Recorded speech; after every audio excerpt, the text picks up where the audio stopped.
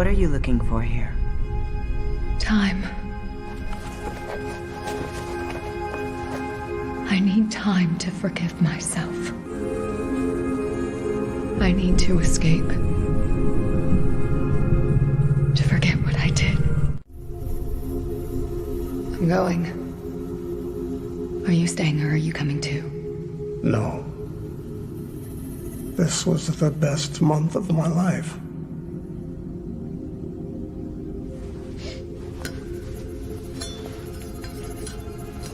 We're all prisoners of ourselves.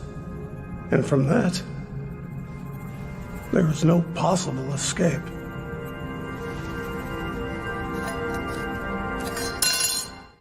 Happy heresies and welcome to the desert of the real. And indeed, you can check out anytime you want, but you can never leave. We are all just prisoners here of our own device, or are we? That's from the very Gnostic theme movie, The Platform 2. And I think it hits it on the head. In the movie, this guilty protagonist goes into sort of this Squid Game, Mad Max hellscape because she feels she needs to do penance for the horrible sin in her real life. But she realizes, no, it's not the hell outside of us that's going to redeem us. It's going in and redeeming our inner self, making those demons into angels, into aeons. But good Halloween film if you're interested. And yes, this Sunday we will have a special show dealing with Gnostic theme Halloween flicks. I will mention The Platform and some others. Hope to see you there. My name is Miguel Connor, and I am your Pompatus of Gnosis. And today, as always, we are very excited to have the mighty David Block to give us the second presentation from his latest trilogy. David, how are you doing? It's great. Thank you, Miguel. Thank you for having me. And hard work with this presentation. It's a quite long one. I hope we will get through. And it's the second part. Wonderful. We'll get through it, and I'm sure it's good. And I know you put a lot of hard work, but you are affecting people in a positive way. And with us, too, we got the Moondog Vance. Vance, how are you doing? I'm good. Waiting for this gnosis to descend upon us. It shall indeed. All right, good to see everybody in the chat room. Looks like we got a really good crowd today. As always, please support this show any way you can. Subscribe, share, because we are definitely suppressed, which is not uncommon for people in the esoterica who have the dangerous ideas. And please support David. David now has a website, davidblock.org. It's on the show notes, so check it out. So, because again, like me, he's kind of gets hidden in a certain platform. So if you want to really find out what David is up to, go to davidblock.org and check him out. And support your alternative Gnostic creators out there. If you have any questions for David or complaints for Vance and I, or suggestions, costume suggestions for Halloween, please super chat them and we shall get to it. So I can't think of any other housekeeping. So shall we just get started, David? Shall we hit the ground running, as they say? Absolutely. Let's. All right, let me pull up the presentation, and here it is. And I believe you have control. You are the demiurge now, David. We are just the prisoners of your device. Sounds good. Yeah, thank you, Miguel. And yes, this is part 2 of a part 3 series. The first one was Atlantis, Ishtar, and humanity's fall. And of course, it's good to see them all. If you want to really get into it and understand it all. And for this presentation, it will be a lot of new information, a lot of details, and I will repeat myself a couple of times. I don't do it to irritate you, but to hammer home certain points so you don't get lost in this presentation, because this will be a lot of information and a lot of details. Easy to miss. So I hope it will be a good presentation and that you like it. Awesome. Thank you. The New Testament for a New Human. I'm going to talk about Jesus and that character. But don't worry, this is not Christmas Jesus or flip-flop Jesus. This is the hardcore Jesus. This is the real thing. So don't shut down. This comes in many parts, and I continue on from the first part. So I start with part 14, and that's Jesus in Egypt. John the Baptist is 15, 16 Bowie and the Black Star, the Matrix Machine, Abzu and the Underworld, Enki and Abzu, Ishtar and Abzu, the Gold Room, Anubis and Set, Anzu Bird, the Machine, Crucifixion, Dead Reckoning, Lucifer Unbound, and A Space Odyssey 2001. And I will decode the Space Odyssey 2001 in the last part of this series. And it is for a reason why I end this series with that movie. And you will start to get the idea already in this part. So let's start with part 14, Jesus in Egypt. Yeah, we have this gap in the New Testament where we don't know where Jesus went, doesn't say, and he was gone for many years. And in some apocrypha, he is in the Egypt, right? Apocrypha. And my take on this, because it seems we have many Jesus, many different characters, and my take on it is that when they created the New Testament, they combined different characters into one character they call Jesus. So they have taken this inspiration from different characters and put them together into one character. And over time, that character has become this flip-flop Jesus we see. But that's not the main character. We have to divide them and analyze them one by one. And you have this, Amon Hillman is talking about the drug Jesus. Right. Lena Einhorn is talking about a character called Ben Stada. Mm-hmm. And it is Ben Stada I will focus on here. But there are two more characters I think is the made up Jesus of two more characters at least. Mm-hmm.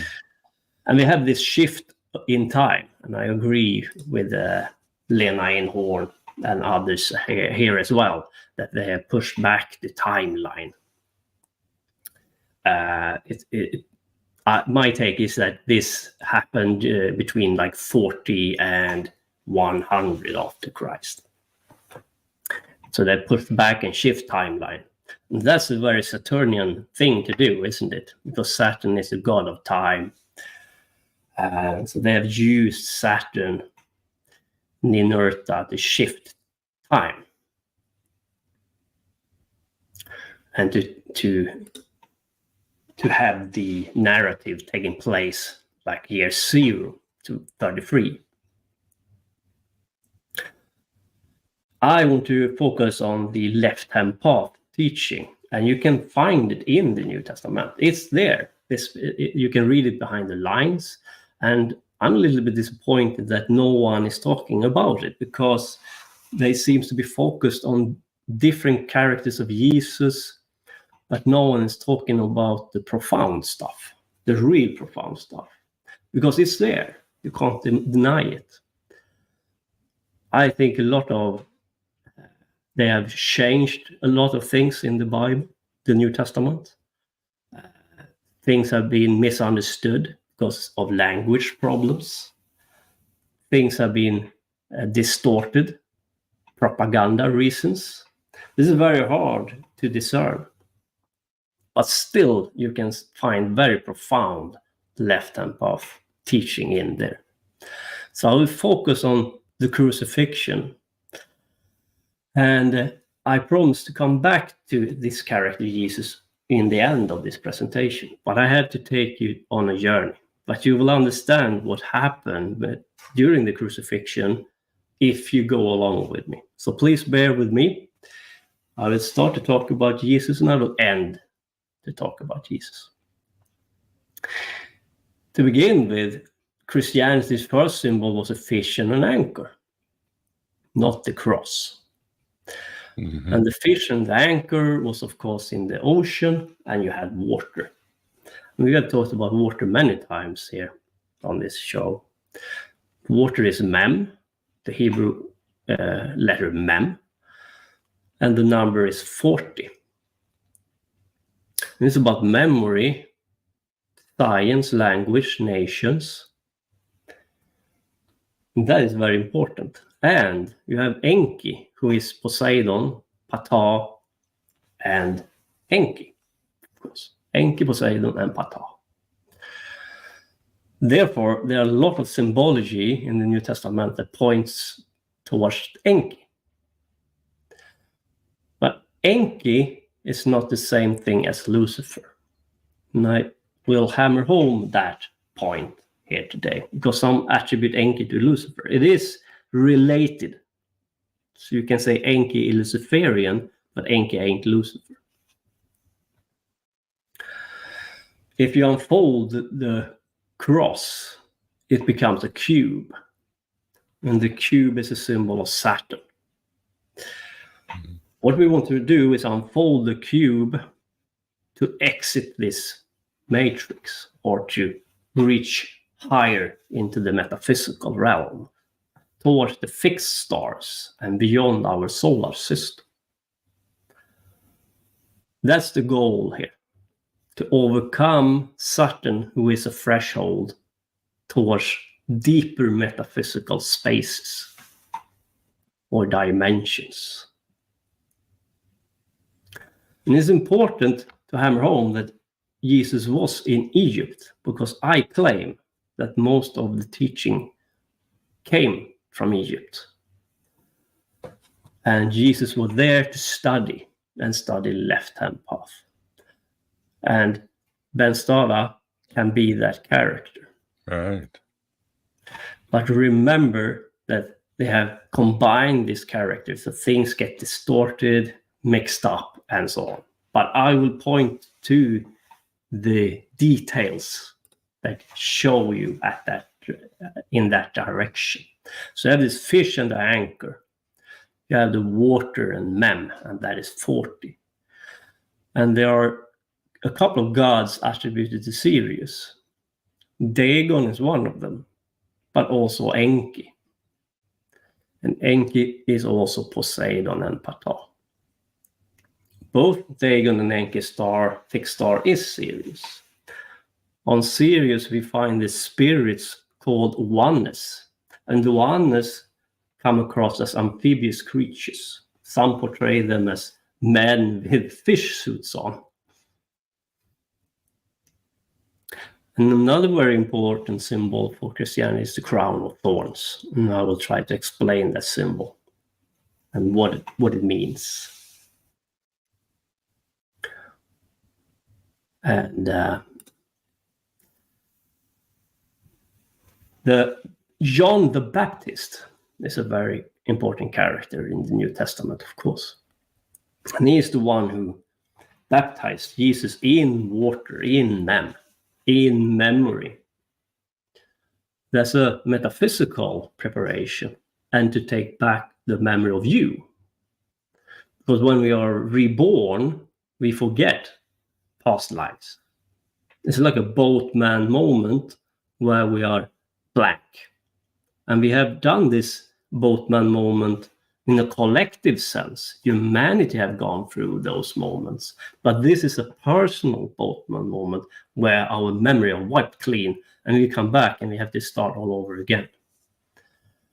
The thing is that when you start to work in the metaphysical, you start to program the memory into your own being, like your blood and your DNA. Therefore, some of the metaphysical work can be reawakened again. And you can start to work and go forward again. So you have some advantage if you start to work and remember it and start to work on it again in next life. So therefore we have a progress to go forward. Otherwise our lifespan is quite short. So you have this mem water and 40. And that is really Abzu water or Ashtar water as well. To remember that you are a spirit having an experience through body is a huge step forward. Because if you only think that you are this body, or that you wait for something to happen to save you, aliens or whatever, nothing will happen. They got you. Because the problem for us is that when we die and our lifespan is quite short, we start all over all the time. And if you have some people who want to rule over us, who have a esoteric method how to remember past reincarnation in order to continue their plan, then they will own us, because they will have power and we have none. So this is a symbol for as above, so below. And I will come back to that. Remember that we are talking about Abzu water, the underworld, and to go down into the underworld in order to have a connection with the metaphysical. And I will come back to that. And this John Baptist was decapitated. He lost his head. He was killed. And that's a huge artifact they have. They claim it's John the Baptist, but who knows, right? And it's not that important for me. Right. Mm-hmm. Because this character, both Jesus and John the Baptist, show me something about method, how I can work, not how I can wait and worship, because that's not my thing as a left-hand path practitioner at all. In the first part, I talked about Zeus and his war with Kronos and Prometheus or Prometheus. But of course, Zeus have done much more than that, right? There's a lot of stories in the Greek mythology about this character, for sure. Oh, yeah. And one of those mythologies is about Perseus. And Perseus was the son of Zeus. And Perseus defeats Medusa. And Medusa, the head is the head of the Algol. So Algol is a fixed star, and Medusa is in that fixed star. So if you decapitate Medusa, takes her head, you have also decapitated the fixed star Algol. Now what they're saying is that they took Algol down with them to matter and use that force against their own enemies, to turn the sword against your enemies. But this cut down of the fixed stars is also to take down forces from these fixed stars into matter, or to use the fixed stars to have an impact in matter, or to change something in matter, or enhance something in matter, enhance an effect in matter. Algol influences the planets Saturn and Jupiter in our solar system. And that's very interesting, because that's exactly Enlil's planets. Enlil's planet is Jupiter, because he have taken over Jupiter from Marduk, Zeus. And Saturn is his son's planet, Ninurta. So they have both these planets.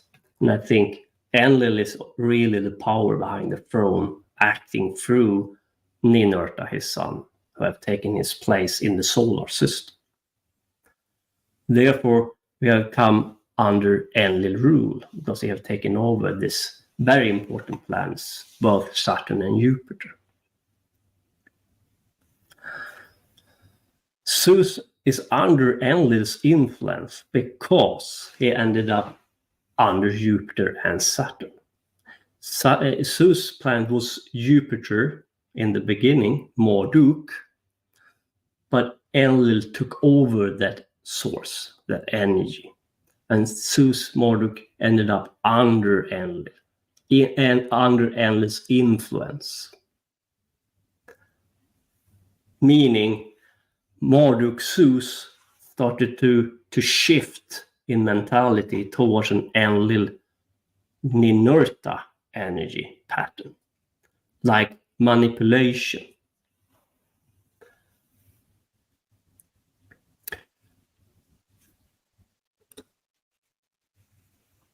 So this story about Medusa, Zeus, and Perseus is very important. And one thing to point out in this Greek mythology is that Medusa is completely innocent here. Very true. Yeah, but she's still the evil one, right? I cannot go into that story too much, but it was Enki who seduced her to have a child with her, and some goddess became jealous of Medusa, and they wanted to slay Medusa. But she's still the evil one, remember? Right. Medusa is the evil one. And of course, Medusa is about poison and remedy. She has snakes in her hair. So if you have taken down her fixed star and used it against your enemy and enhance the effect, you can also use alcohol as heighten up potency in poison and remedies, like an algae. You focus on the alcohol, trace alcohol, and draw down that energy in the poison you want to give other people, or the remedy, hopefully. But it's the intent of the people who use alcohol who are really the villain, right? And the Enlil and Ninurta is not the best gods around. Let's say it like that.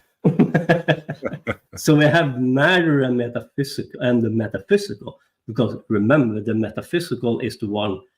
The metaphysical is what program matter, right? Our matter comes from the metaphysical and becomes dense matter. And you can see this in the Tree of Life, for example, where matter is Asaya Malkuth. Right. So if you want to make change in matter, you go up to the metaphysical and draw it down and have some profound change in matter through method and ritual. And this has also to do with chakra and method. Chakra is a very powerful method. Very few work with it. But through the chakra, if you ignite the chakra system, you have an easier access to the metaphysical. You have a connection. Your body, your temples start to vibrate in a different frequency, and you are more in tune, become more in tune to the metaphysical. You can start to communicate with spirits and so on. You hear them. And of course, this is what as above, so below means, and as within, so without. That you have to go within, transform your temple, your body, and you will have a shift as outside of you, and you can go up and draw down change in matter from the metaphysical. It goes together. You have access to the metaphysical when you go within. As within. So there is a connection with the fixed star Algol in this instance. When we talk about Medusa, the head of Medusa, what they are talking about is the fixed star Algol. They have cut the head off of Medusa, bringing down the fixed star Algol's, the effect of Algol down into matter. and they use it against their enemies. Baneful magic, as we call it. Now, a good rule of thumb is don't lose your head. That's very important, especially when you work with the chakra, right? Because you want to turn them all on, not only to the heart chakra, but even further up to the crown chakra, all the way. The serpent snake should be turned on all the way from bottom and up. So if you lose your head, you have lost many chakras, and you are really stuck in the lower chakras. And the 3 lower chakra, to be specific, where the last chakra is the sun chakra, or the yellow chakra. Solar plexus. So here you have Perseus holding up Medusa's head, and that's called the oblongata, or medulla. The oblongata is a stem-like structure, and it contains the cardiac, heart rate, breathing, lungs, blood pressure, anger and aggression, and if you lose it, you will lose control over the blood pressure, and you will act out with anger, and you can be stuck in that lower part of the chakra energy center, and the energy cannot spread up all the way to the crown, or go up all the way to the crown. If you want to take the Kundalini chakra up, down, up, because you can take it from up and down as well. Depends on what you choose to. But here it's very important to point out that we're talking about the oblongata, stem-like structure, contains the cardiac, heart rate, breathing, lungs, blood pressure, and blood is very important, right? And anger and aggression. And if you fail, you can end up in Hades or in Abzu, especially if you work in the esoteric with esoteric method. It's very important that all of this is turned on and that you can use it when you go on these metaphysical journeys. So don't lose your head, because you will need the last 4 chakra turned on as well on your journey to Hades or Abzu.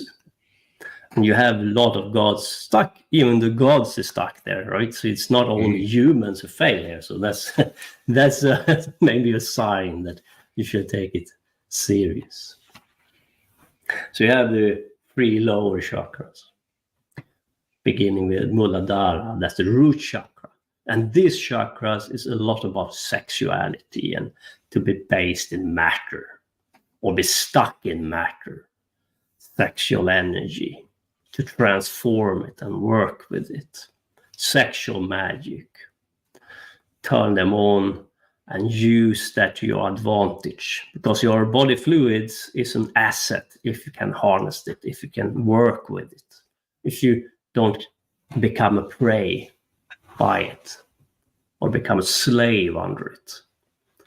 Sexuality is the most important for the human race, except food and those basic stuff, because we have to reproduce. But if you are stuck with the idea that reproduction is the only way you can use sex, you have missed the point here. You should work with it, transform it, and push that energy up. So if you're stuck in the 3 lower chakras, that means that the solar plexus, the sun chakra, is the last one where you are stuck at. You have lost your head. Remember the medulla. So you're stuck in the gold room and the Shining. You have this hotel, and I've decoded before, right? Here you have the elite. An elite kind of a restaurant or ballroom where the elite are stuck at because they haven't transformed those traits in themselves, like sexual appetite, misguided sexuality, food, money, power, lower things into matter. They want to rule in matter. And they've become sexual predators and misuse all of those that energy. They are completely wrong people to do this journey. But they have tried. So, Jack, for example, the main villain in the movie, and Jack has lost his head. Yeah. And he's an angry man. And one of the most famous lines here is Johnny, of course. Right, he stick out his head through the door and look like a maniac. And he has lost his morals, right? That's a sign of a man who have lost his head because of anger. And many would argue sexual appetite as well. Yes. Yes, Jack has lost his head and has ended up in the gold room. And we know that he has been there for a very, very long time because of his confrontation with a specific man, right? He has always been the caretaker. It's not a good sign in this particular instance in the Hotel of the Shining, let's say it like that. But we have a very interesting musician as well, David Bowie. And he made a very interesting music video, The Black Star. We start with part 16 now. So The Black Star is a very famous music video by now, a very good one, very esoteric music video, and man try to decode it as always. I will try to make sense of it here today. And if you follow me through all the way, you will get it. It's not like it is not impossible to decode it. It is just, it takes some time. So in the music video, you have a lady with a tail, open up an astronaut's helmet, and you see a skull there, the head of John the Baptist. And John the Baptist had lost his head. He had been decapitated. He's stuck. And he's an astronaut. Therefore, there's a technology component to this as well. Some people want to use technology to transcend or go towards the metaphysical and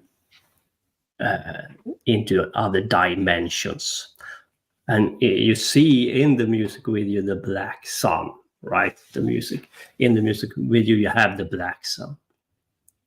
And this is about the Abzu and the astral water.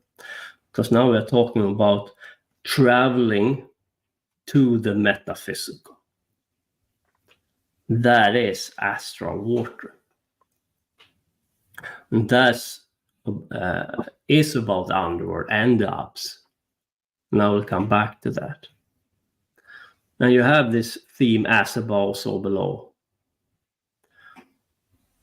And you have to work it through, otherwise you will be stuck in the goal room. When you start this journey, make sure you go all the way and work your way through it, so you don't get stuck in the Cliffotic tree or somewhere in Universe B. It's the same thing, right?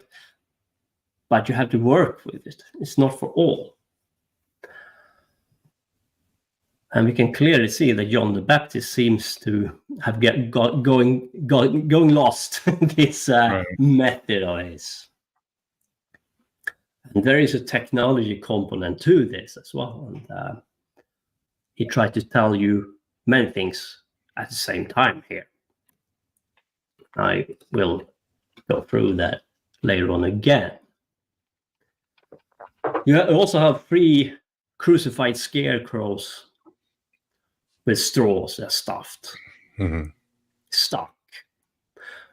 And I go straight away to the farmer gods. My mind wandered to the farmer gods and to Enlil, because Enlil is the farmer gods.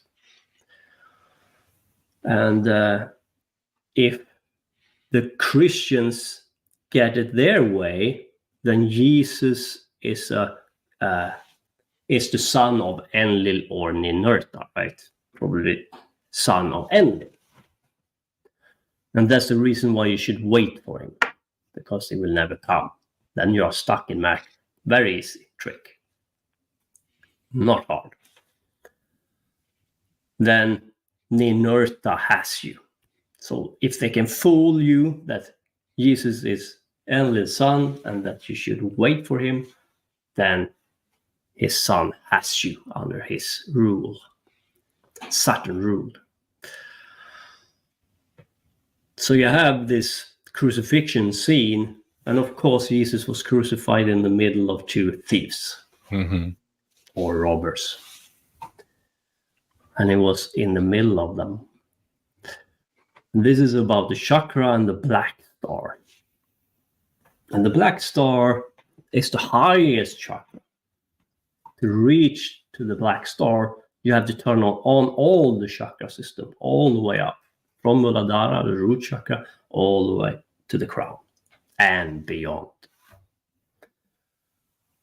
Because there is a chakra above the crown chakra called Sunyata as well. And from Sunyata, you can fall down into the Cliff 43 or the universe B. And now you become a black star. Can become a black star. But this poor people, this straw scarecrows, they are stuck in matter. They are crucified in matter. And if you unfold the cross, it becomes a cube. They are under Enlil rule, Ninurta, a farmer god. They are scarecrow, strawmans, crucified in matter.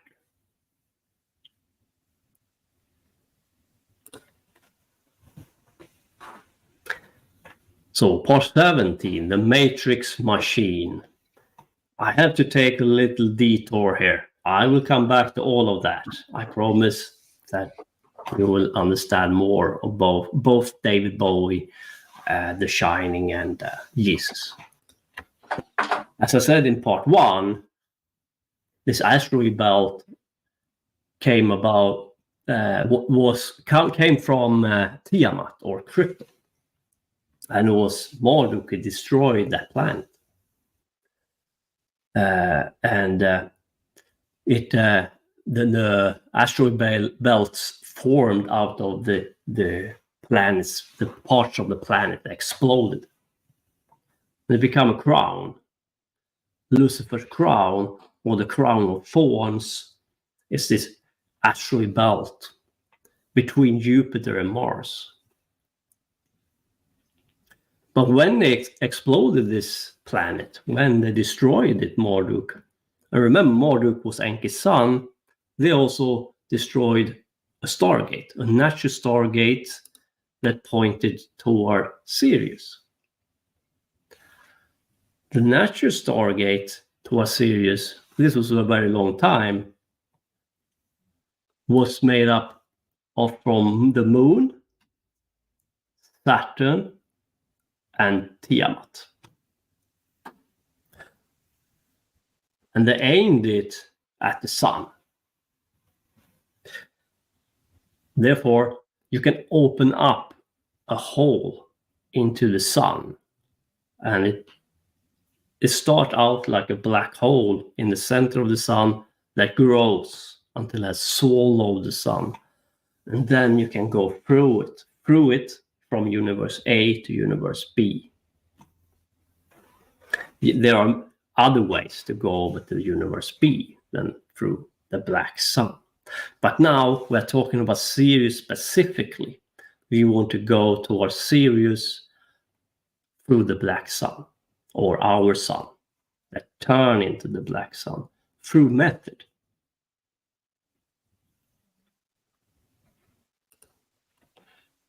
So you have the old Stargate system, Tiamat, Krypton, Saturn, the moon as well.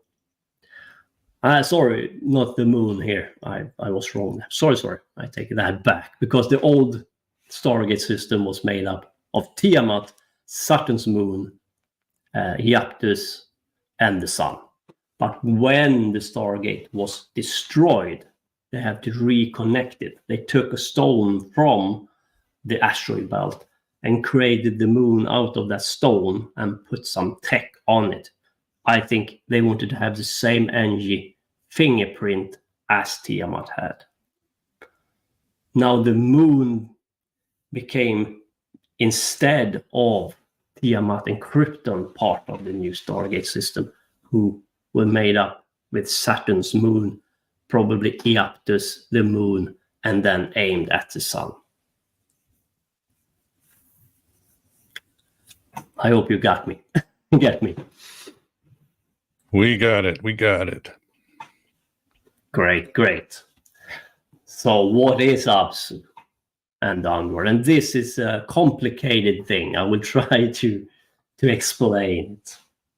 For some people, the Abzu is only the underworld where the ghosts and demons and gods and men are at. But that's not all. That is just a small part of the story. The underworld is much more than that. So the underworld in Sumeria, Babylon, called Abzu. In Greek mythology called Hades. And Abzu is made up of two words, Ab and Su. And Ab means water, and Su means deep. Deep water. And it's the primordial water below the void space of the underworld, Kur, and the earth, Ma, above. So the underworld, Kur, and the earth, Ma, above. It is fresh water from the underground. Abzu temple, and astral water are connected. The Abzu temple can be a pyramid, for example, a ziggurat in Mesopotamia or in Sumeria, Babylon. So the temples, the pyramids, the ziggurats, the Maya temple is connected to Abzu, or astral water, or water from the underworld. The underworld is also a word for the metaphysical.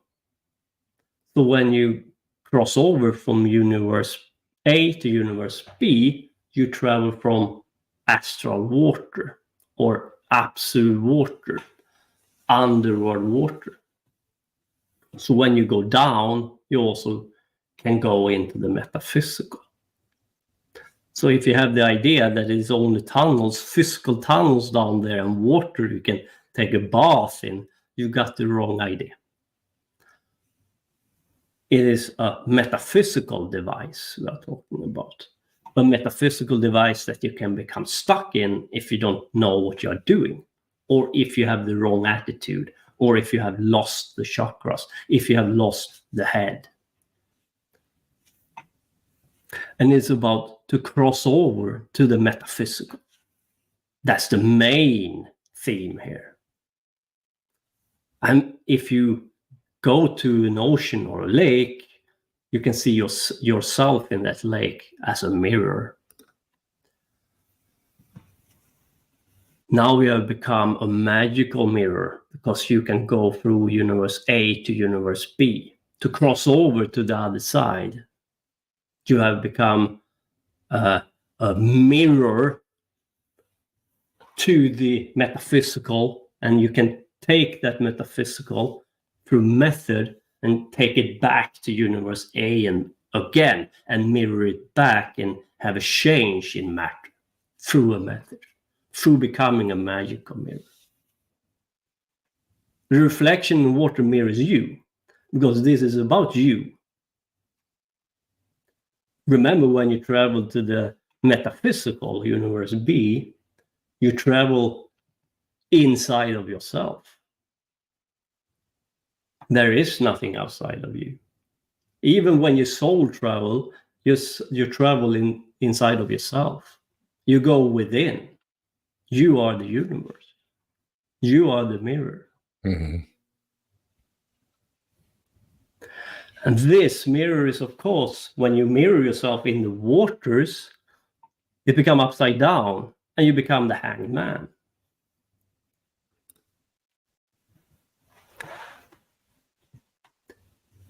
Bringing change, the word made flesh, is what we're talking about. If you really want to change anything in the material plane, you have to become a traveler. You have to become a mirror. You have to become a boatman. You need connection to the metaphysical to bring in the change you want. From this playing field, the material playing field, you are very limited as a human. You still can do wonderful things, and people have. Like you are talking about Elvis. That's a wonderful thing to be able to mesmerize so many people. But we still need to go over to the metaphysical if we want to have a profound change in humanity. Right. And that is what we want. Doesn't mean that we should discard what we can do in matter. All music, all of that is wonderful. Mm-hmm. If we really want evolution, then evolution is on the other side for you to take in. And you can soul and astral travel. And you can transform your body fluids, your temple. Because your temple is the flesh, your body. You still have your soul. You still have the opportunity to turn on your chakra system. You still have the opportunity to become a boatman, an astral traveler, on astral water. And the body fluids is an important part of that. Blood, for example, all of it. Doesn't mean that you need to have some great group sex, right? You can do other methods to turn on your temple. Of course. This is energies. This is a powerful tool of yours. It is because we misuse it. That's the reason why we are stuck. It is good to have children, but we have to educate them to also use sex for the metaphysical purpose as well. Mm-hmm. Doesn't mean debauchery or group sex, but respect the power, respect the force of it. The body is your temple. Transform it from lead into gold. Change frequency through the work of the body fluids. Become a magical mirror. And one of those methods is chakra and kundalini, because that change the vibration in your body, frequencies. And you come in tune much more with the metaphysical. You will sense it.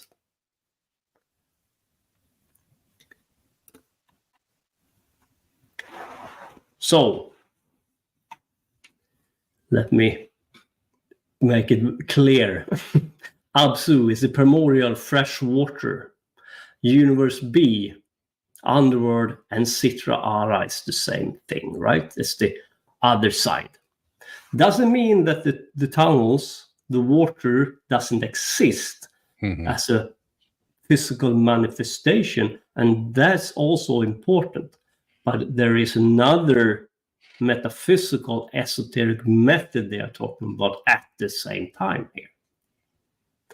So you have this astral water, and this astral water you can have access to the astral water if you become a magical mirror. A boatman or a cosmic sailor, I call that the boatman archetype. Now let's go back to the ancient one. The Abzu, the ancient one under Tiamat and the great old ones give birth to Anzu, the Anzu bird. What does that mean? I will come back to that. The Anzu bird comes from Tiamat line, Abzu, the ancient ones. What does that mean for us? The connection to the ancient ones through water. You see, Abzu was defeated, but Enki took Abzu down into matter and put it underneath his ziggurat temple. Right? And that's a machine. In the first part, I talked about Ishtar and the Abzu, or the underworld. Let's go back to that in part 18, and let me make a couple of things clear here. Enki is very connected to Abzu.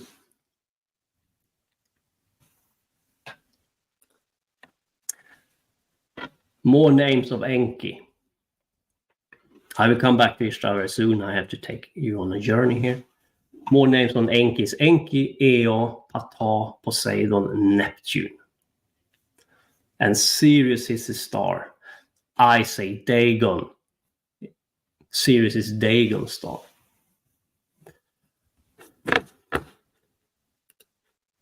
Sorry.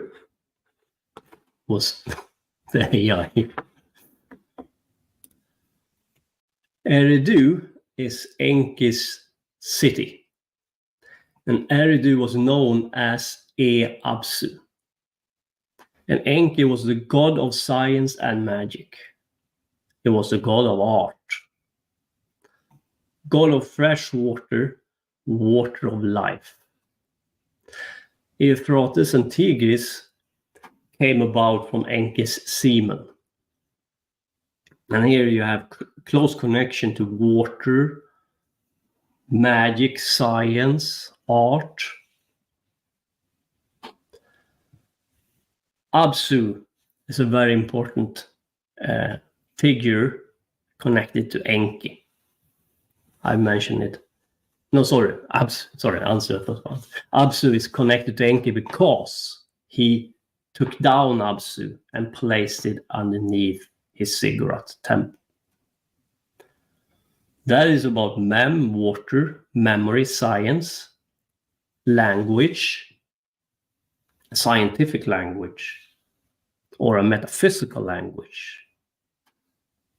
And Enki is attributed with the animals fish and goat.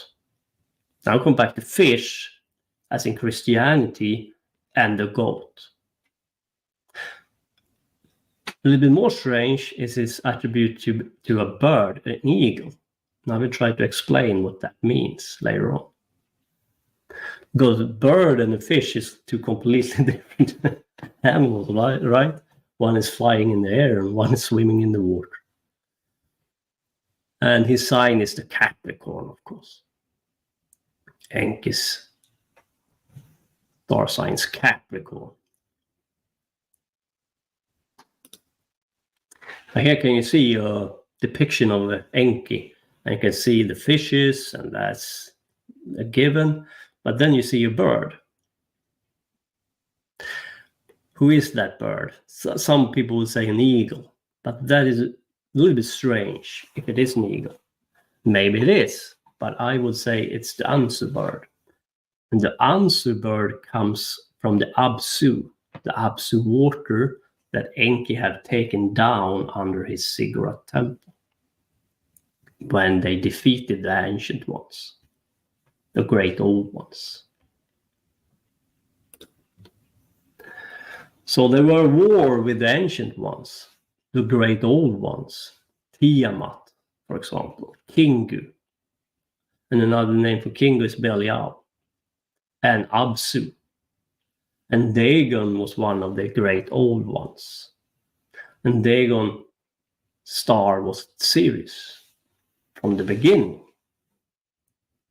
Now Enki puts Abzu to sleep, places him in the Kur under his temple, ziggurat. That is to say, primeval sea below the void space of the underworld Kur under the earth, Ma above. Anzu is a monster. He was conceived from the waters of Abzu, the Anzu bird. Therefore, Anzu comes from the ancient ones and the ancient Stargate system with water is birthed forth from water. Come from the old Stargate system where Dagon was the chief of a series, and when Tiamat still existed as a planet.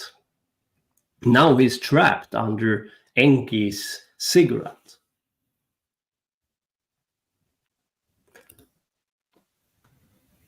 Don't worry if it doesn't make any sense yet.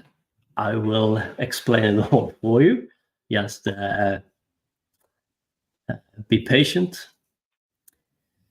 Tiamat is defeated by Marduk. The planet explodes and creates the asteroid belt. Lucifer's crown, a crown of thorn, as I explained before. And this is the ancient ones, right? And Anzu comes from that line of gods, prisoned by Enki for the moment. A new Stargate system has to be put in place. Enki is the architect. Technology is used. And this is the Stargate I explained before.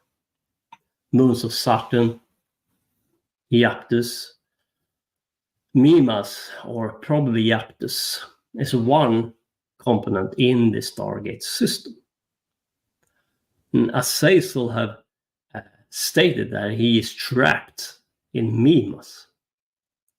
And Azazel can be viewed as another mask of Lucifer. Therefore, you can say that Lucifer is bound or chained, as in the Greek mythology. Bound into the new Stargate system, because they have to hold him back, to keep him out.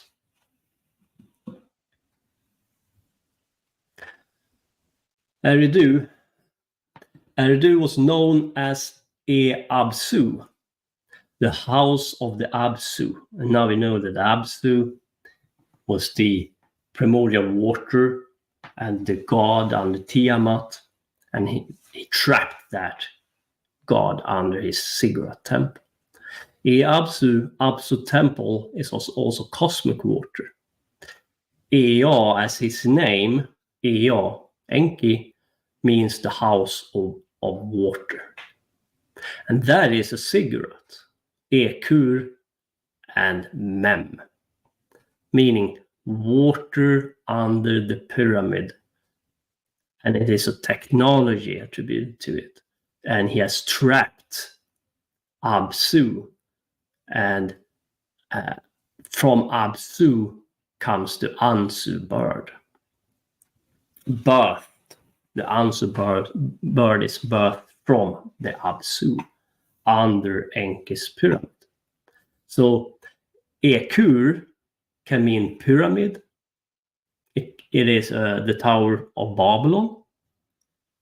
And the Tower of Babylon was destroyed. And it was destroyed from Enlil line and from Ninurta, who worked on the behest of Enlil. And the Watcher stated that the dragon lines, the ley lines, was destroyed during that period, that event as well. There was a destruction of the grids of this planet. It was a huge thing, the Tower of Babylon incident. But it's very important to point out that Ekur can mean cigarette, pyramid, and the Tower of Babylon was, of course, a cigarette from Babylon. And I've talked about this many times before, this Etem Anki, Temple of Heaven and Earth, to connect earth to heaven. Kading Raki, Babylon, is the Babylon's tower. Cigarette of Babylon. and it was destroyed by Ninurta. But the name Nimrod comes about. And I think Nimrod is a name of an elite esoteric priest class under Ninurta. One who works for Ninurta. Because when you are an elite esoteric priest class during this time, you're supposed to mimic or take on the god's attribute and play it out on earth. You do the god's bidding here in matter.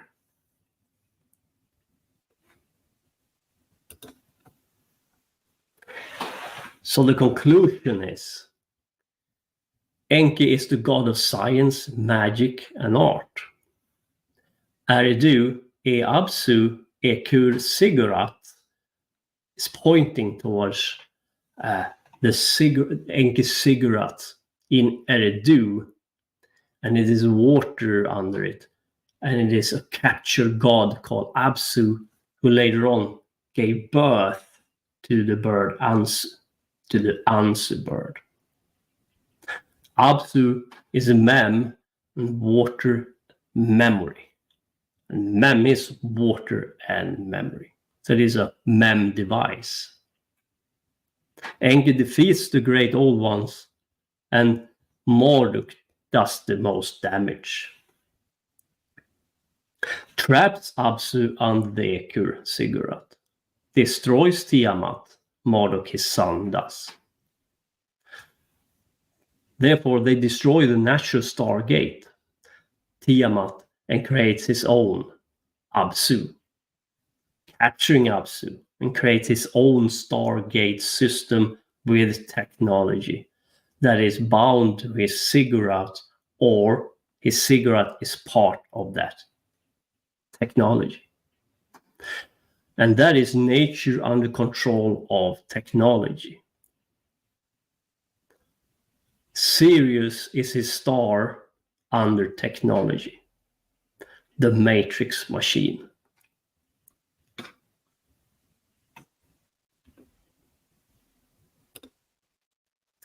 Back to Ishtar now.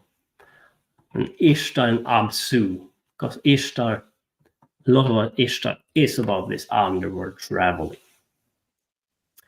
And we have talked about the descent of the goddess Ishtar into the lower world.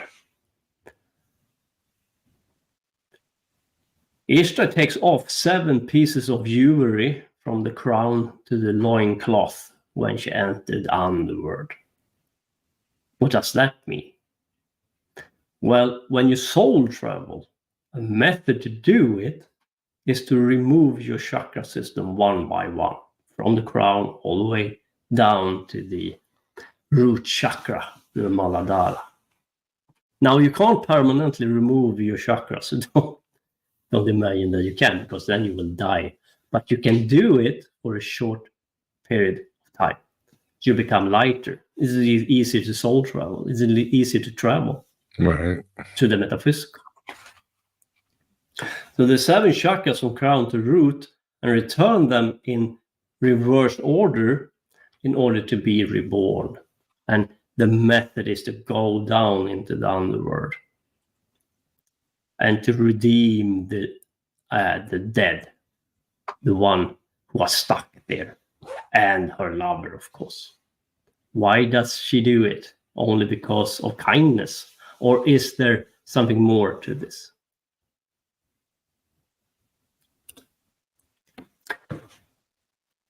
And when we're talking about 7 chakras, we're talking about the 7 main chakras. You have many, many more chakras, but this is the main one. So the descent of the goddess Ishtar into the lower world. In this myth, in this poem, it says, "Poets, together with him, play ye for me, ye weepers and lamenting women, that the dead may rise up and inhale the incense." What are they doing? Are they only there to let them leave or help them leave this hellish existence? Or are there something more to it? Of course there is. And the Abzu I would say the gold room is part of this underworld. That's the mythology, that's the idea, that's the narrative Stanley Kubrick is going for. They are the dead. So there is a method to this. And in this underworld, there are many different, there are gods, there can be spirits, there can be humans who are trapped there.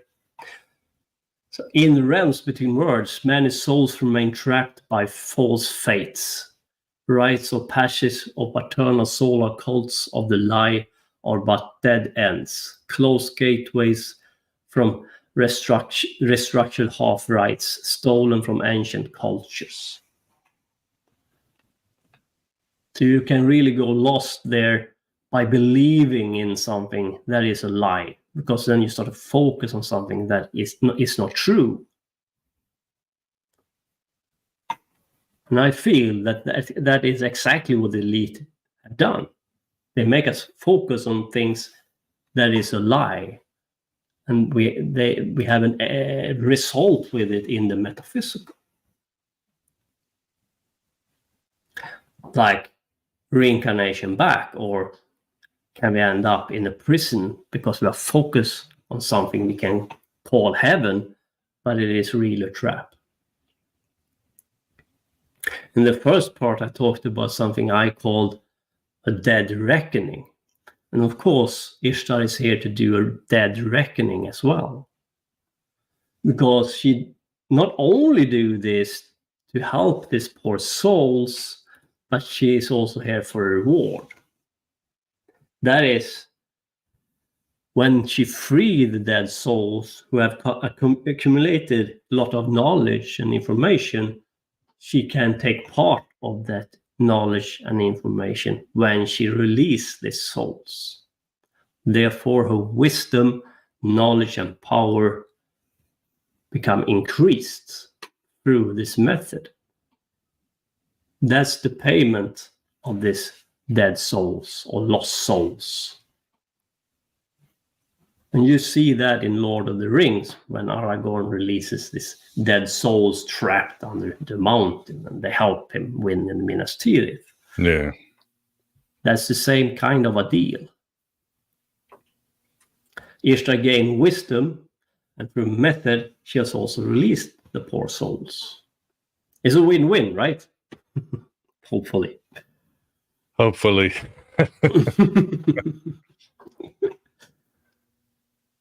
Yeah, and let's go back to the Pyramid Wars. And I stated this in part 1, but I have to state it again, because this is very important now. In the Pyramid Wars, it is about Marduk's war with Ishtar. They don't really like each other, these two. And they end up in a war very close to the pyramids in Egypt, in Giza Plateau. When Marduk retreats to Egypt to reign supremacy of his own Mardukite tradition, Ishtar sets her sight on making the powers there her own as well. The fighting that erupts between brothers may be of similar theme to what is alluded in the farmer gods versus shepherd gods. And Marduk become trapped in the pyramid. What does that mean? How can you trap Marduk in the pyramid? His father's machine is trapped in his father's machine, right? Right. Well, the gods is not physical in that way, as we are. And what they are, I will come to that very soon. And how that can be a reality. So, in the Pyramid Wars, Enlil, the farmer gods want to destroy the pyramids. They go around on this planet and destroy them. They don't like this technology that Enki have put up or built. The Tower of Babylon is one example, and the Tower of Babylon is destroyed by Nimrod. And Enlil think it's too much noise when the human race is using technology, soul travel, and going over to the metaphysical, wherever it is, through your body or through technology. You don't want humanity there. Too much noise. The Anzu bird is part of the technology associated with the pyramids. An Enki line is shepherds wants to preserve the technology, keep the stargates open, because his star is Sirius. So he need a link between our planet and his star Sirius, and he can keep it open through technology.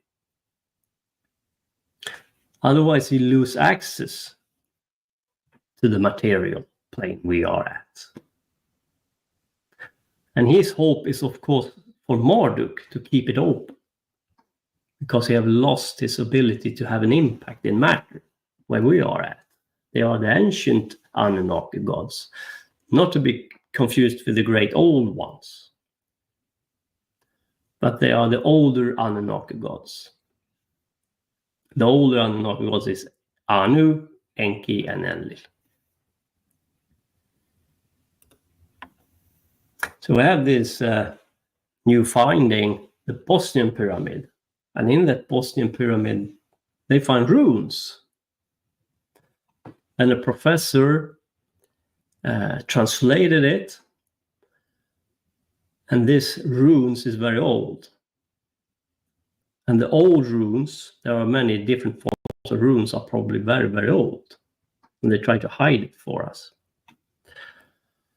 But that's a very old language. And the runes is saying, gate is closed. We are on standstill. We will have to fight to defense and conquer until we are able to go through the Stargate. And the Bosnian pyramid was deliberately closed up or hidden.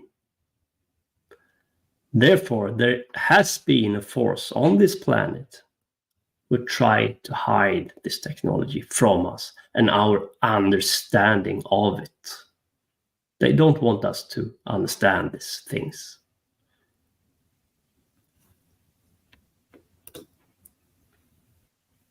However, you can cross over to Universe B with your body temple, but others need technology to do the same. And that's the problem, and that's the game we are playing here. Because they need you to put this infrastructure in place again after the destruction of Atlantis, after that apocalyptic incident. Because they are few and we are many. At the same time, they need to control us and tell us what we are and what we cannot do. Because if we awaken too soon, we will overcome them. Because they need technology and we don't.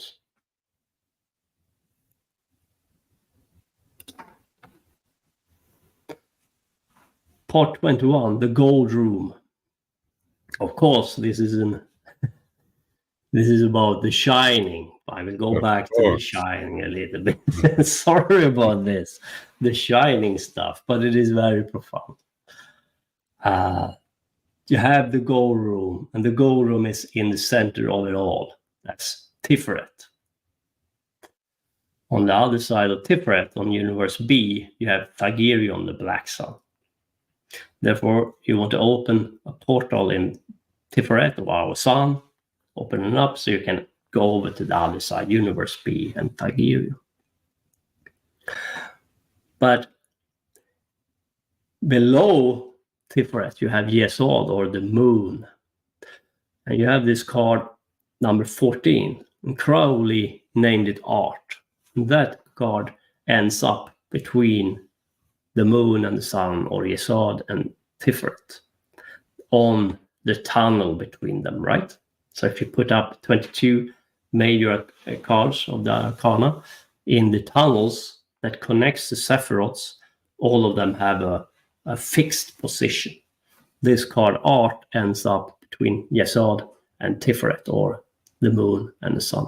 And Crowley portray that card, or the lady who have done the artwork on his behest of Crowley, have done a beautiful work with a lady with green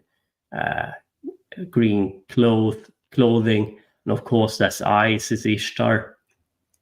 Green and blue is her colors, Ishtar, and she is mixing fire with water, because you need both if you're going to make this journey. The card art, you have in it, you have fire and water, and you have a rainbow. Why rainbow?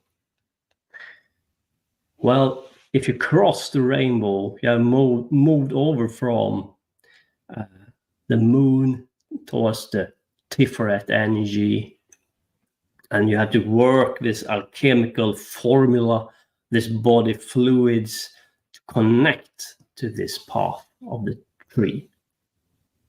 In the rainbow, you get rainbow if you take water and you shower it in the air, and the sun is up, and you can create your own rainbow for water. That's a mixing of fire and water. On this rainbow, it says vitriol, and that is the Philosopher's Stone, because we are searching for this Philosopher's Stone, because a lot of things is at stake here. It's not like everyone is running into the gold room without a reason. We want to find our higher self, our guardian angel, our metaphysical self. We want to find power and transformation. And that is on the other side. This phrase vitriol means visita interiora terrae rectificando invenies occultum lapidem. By rectifying it, you will find the Philosopher's Stone. And because you have to find your own holy guardian angel, the real you, your authentic you, that's the Philosopher's Stone. And you have to do this journey. You have to risk, you have to dare, but you need the right attitude, and you need both water and fire with you, and you need the body fluids going together with that. Meaning you can't only use brain power, force, and power, the masculine attributes, to succeed, but you also need the feminine attribute as well. The ability to relax, sit down, meditate, take it slow, take it in. Your intuitivity tells you to back off, you should back off. You shouldn't force. Now you can understand that this esoteric elite is not about the feminine attribute at all. They are only about power and force and intellect. For sure. They don't have an art. They have lost the art. And therefore they are stuck.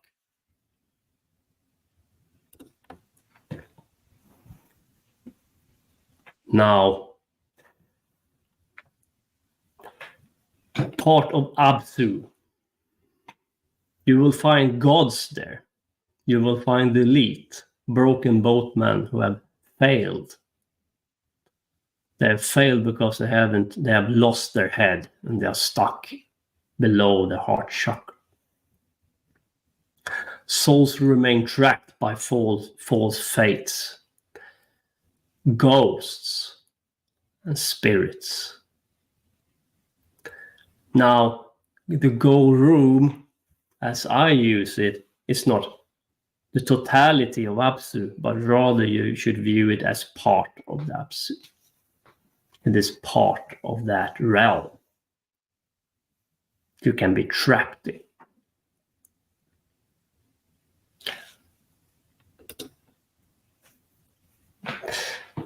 So, let's talk about Anubis and Set. Part 22.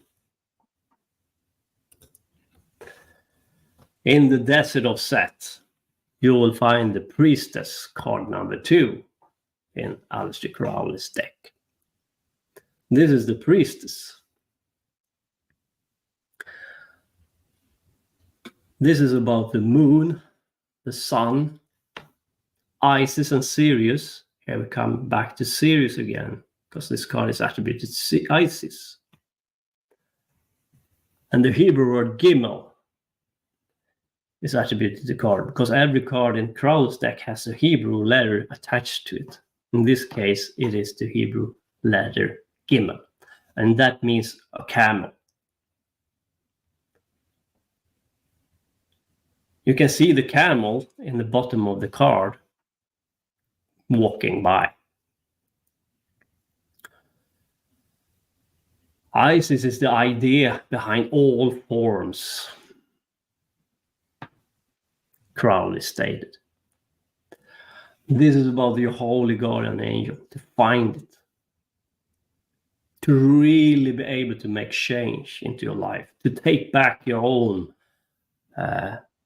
willpower and your own destiny, because that is not in matter. You have to transcend matter to really find your true purpose, your true identity, your holy guardian angel. Why are you here? People doesn't do any work, they will not go anywhere. They haven't even started the journey through the desert of Set yet. But when you walk towards the sun and the gold room, you need to pass the desert of Set. And it is warm because the sun is scorching you. But you can't make it through willpower, fire, power, and force of its own. In the desert of Set, you will die if you don't have water with you as well, and you will fail, and you will die. Therefore, you need the camel, you need the water with you. You can't do it with fire, willpower, with masculinity alone. On this journey, you need the feminine. And a camel has a lot of water with it. And a lot of femininity with it. And that is what you need. And that is what the elite lack. They don't have it. She is the priestess of the Silver Star, and the Silver Star is Sirius. Crowley doesn't state it himself that much, but the Silver Star is the 7-pointed star.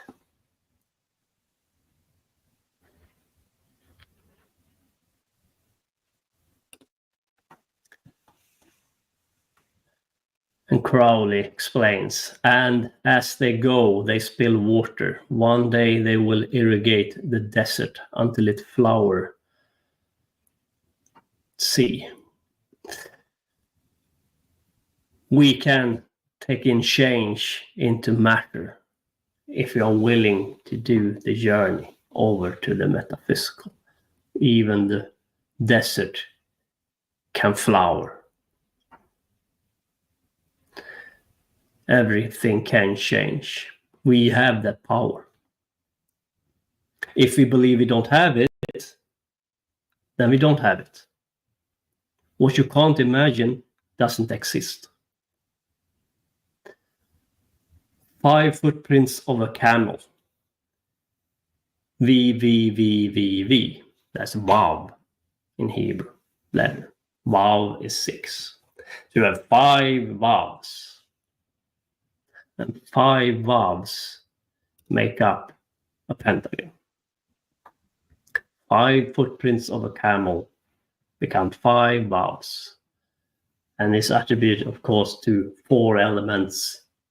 And the most important is your spirit, of course, your soul, that can connect the metaphysical to matter, to draw down change. And the camel is, of course, the water valve here. water element, the desert, the earth. The sun who's scorching the desert is fire. Right? And then we have air, and air is all around us in the desert. But the most important part is you, because you are going to do the journey through your temple, your body. That's the fifth valve, or spirit.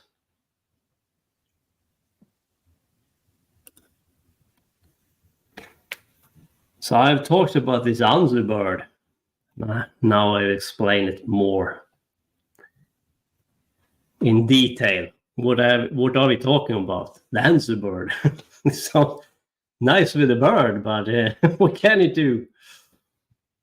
Well, a couple of things very interesting that is attributed to the Anzu bird is that from the beginning it was a hero, and then it became the enemy. The Anzu bird can breathe water and fire. And there is a maniac who hunts on the Anzu bird. Well, who in the right mind want to kill a cute bird like that, you might ask? Well, of course, it is Jehovah's retarded fucking son, Ninurta, the demiurge himself. Of course. And that's also the same god who destroys the pyramids. Right? And the Anzu bird have a connection with his pyramids. So here you have Ninurta, Saturn, endless sun, destroying the pyramids, hunting the Anzu bird, kills or traps him. He steals the tablet of destiny. And I would make an argument that part of the tablet of destiny is your DNA. The DNA that they have shut down in you. The 22 strands of DNA the scientists call junk DNA. That ain't junk. You can turn it on. You can transform. You can ignite your DNA again. You can take it back. But from the beginning, it was King Belial who had the tablet of destiny, and they were stolen by Marduk. And then it ended up with the Anzu bird. And Ninurta, Enlil, take the tablets of destiny, your DNA in control, and keep it hidden. How can you hide DNA? Well, you can say it's junk DNA and that you don't have it. Now they have hidden it. It wasn't that hard. What you can't imagine doesn't exist. And if you control the narrative, you control the human race.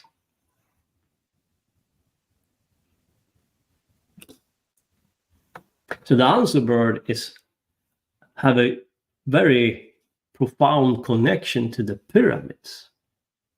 We know that because Enki put Abzu under his cigarette, and it was Abzu, the fresh water, who birthed forth Anzu.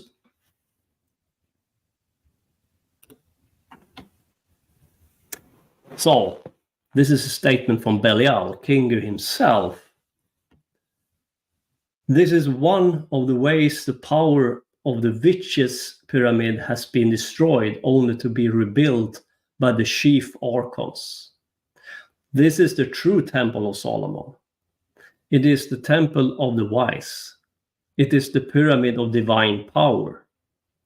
Thus, knowledge is power. This current pyramid of power, currently under construction, keeps all under the watchful eye of Yud Hey Vav Hey, so that creative power and potential can be directed according to the agenda of enslavement brought forth by the archons claiming to be the one God, Enlil, Jehovah. They have taken over the technology, and turned it against us. That is what Belial say. And it's going on today. Because technology can be modified, destroyed, or changed, especially if it has existed for a very long period of time. I mean, my mobile phone doesn't look like the first one. You need a goddamn weigh like 15 pounds, right? Today we have small mobile phones because we have it has changed during time.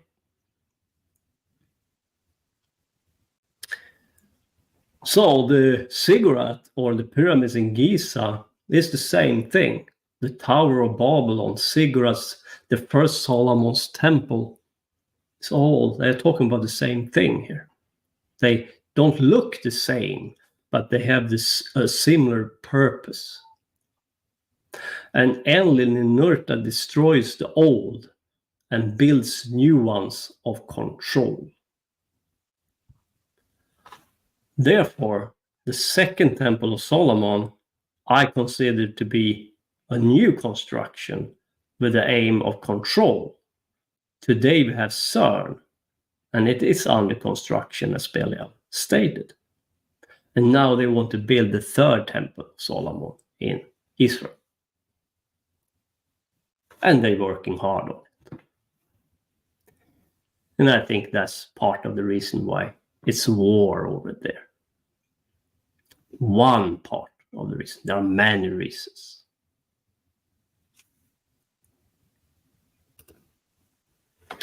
Let's examine the machine itself.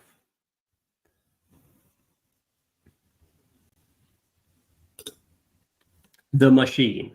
The changes in the machine. So they have changed this machine over time as they have changed our mobile phones. But from the beginning, according to me, it could open stargates. Joseph P. Farrell argued it is a weapon.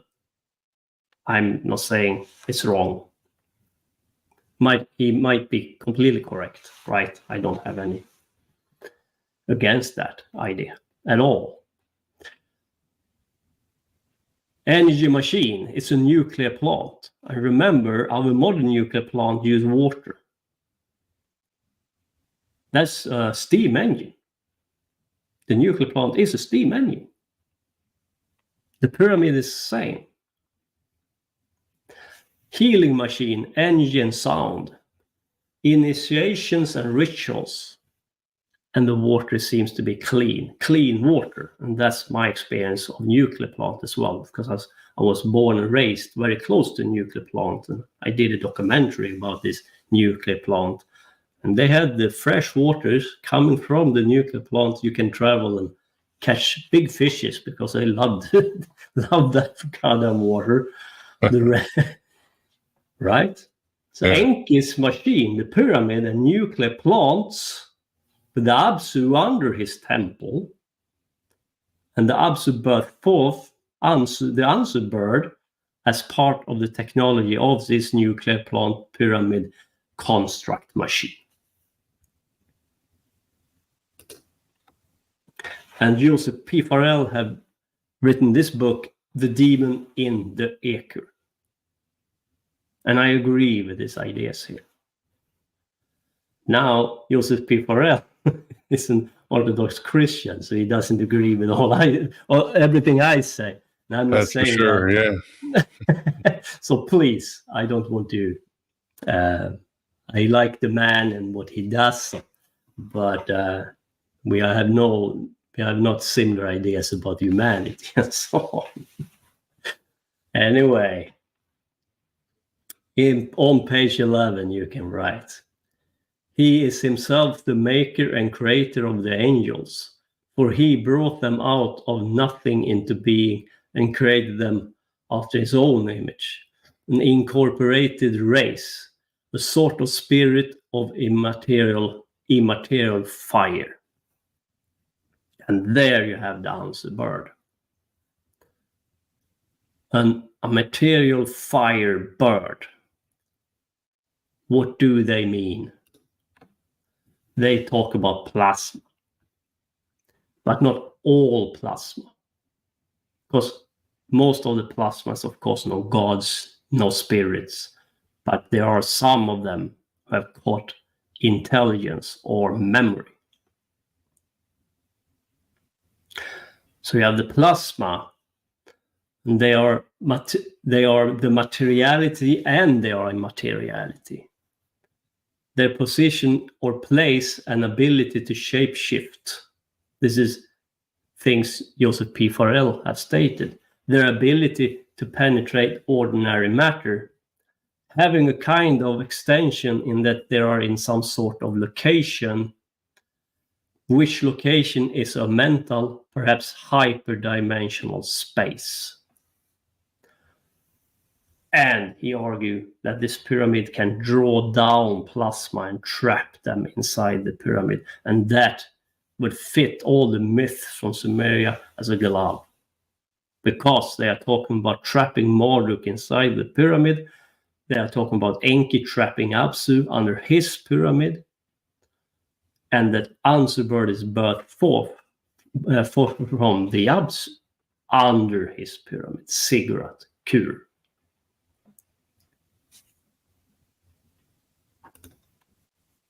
So the Anzu bird can breathe water and fire.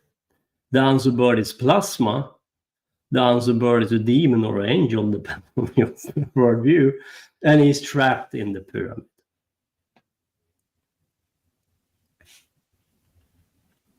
Poor Anzu bird. And Ninurta and Enlil doesn't like him, or the pyramids. They want destruction, because they want humanity further down into matter under Enlil rule and control. Then the Anzu bird has to go, the pyramid has to go, or they have to reprogram the pyramids and aim them against us instead.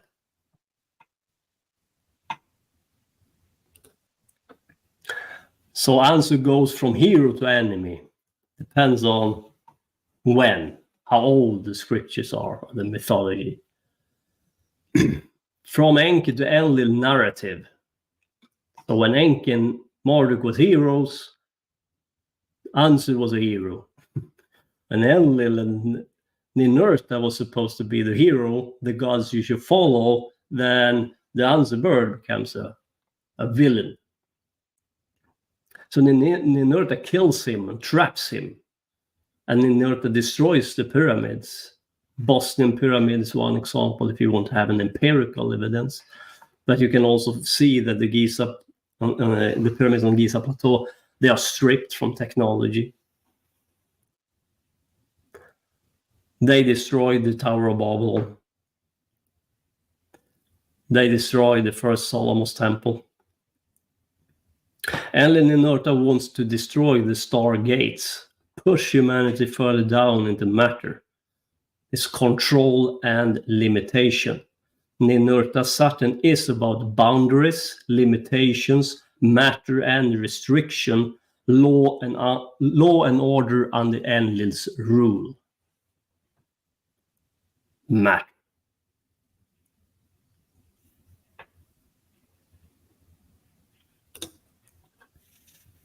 This is a quite long quote.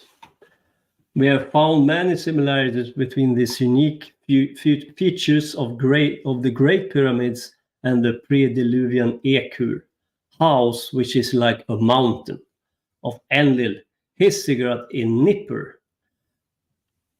His cigarette in Nippur, like the Great Pyramid, it rose high to dominate the surrounding plain. In pre-diluvial time, the Ekur of Nippur housed the Dur Anki, link heaven-earth, tablets of destiny, the orbital data panels. It also contained the Dirga, a mysterious dark chamber whose radiance guided the shuttlecraft to a landing at Sipar. The demon in the Ekur by Joseph P. Farrell. So he's talking about Enlil's cigarette as well. But we can make sure that that cigarette, no human came close to that cigarette, except maybe his elite priest class under his control and rule. But I think he allowed Ninurta to destroy even his ziggurat later on to hide the fact that they had this technology. That's my understanding of it. And what he says as well is that the pyramid on the Giza plateau is a kind of a ziggurat. It's the same thing. It only looks different. It is smooth-sided, but the ziggurats are stepped pyramids. Same function, same stuff.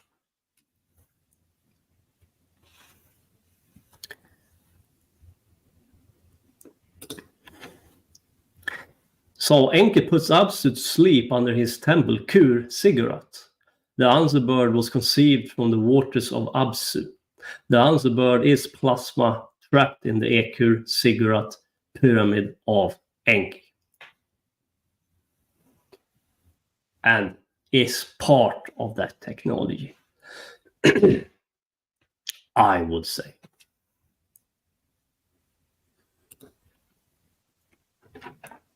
So we come to Richard Hoagland. I don't know if you know who that man is. Oh yeah, Mars pyramids and so forth. Yep. Yeah, he's a very interesting man, I think. And Joseph P. Farrell quotes him in the book. And he states, when we look then at the stars, at the sky at night, we are not seeing chained and imprisoned hay bombs.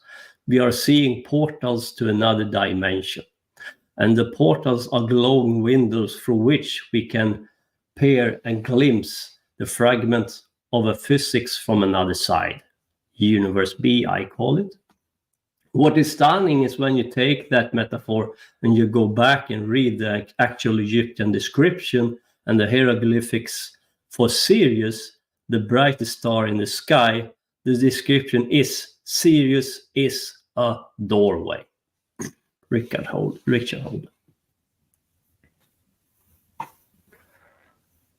Is the black sun, is Enki's star, is Dagon's star.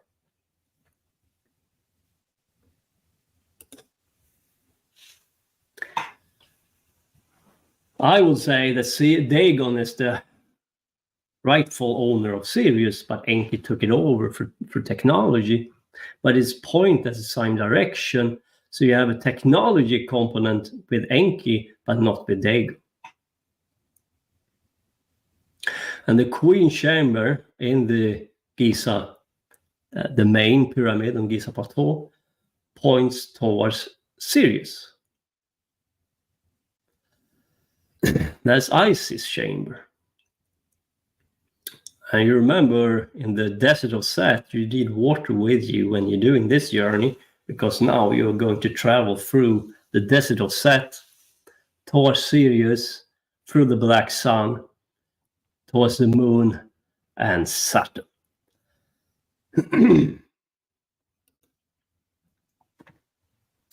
So, are you ready to do this journey with me now? Because I will start the machine for you.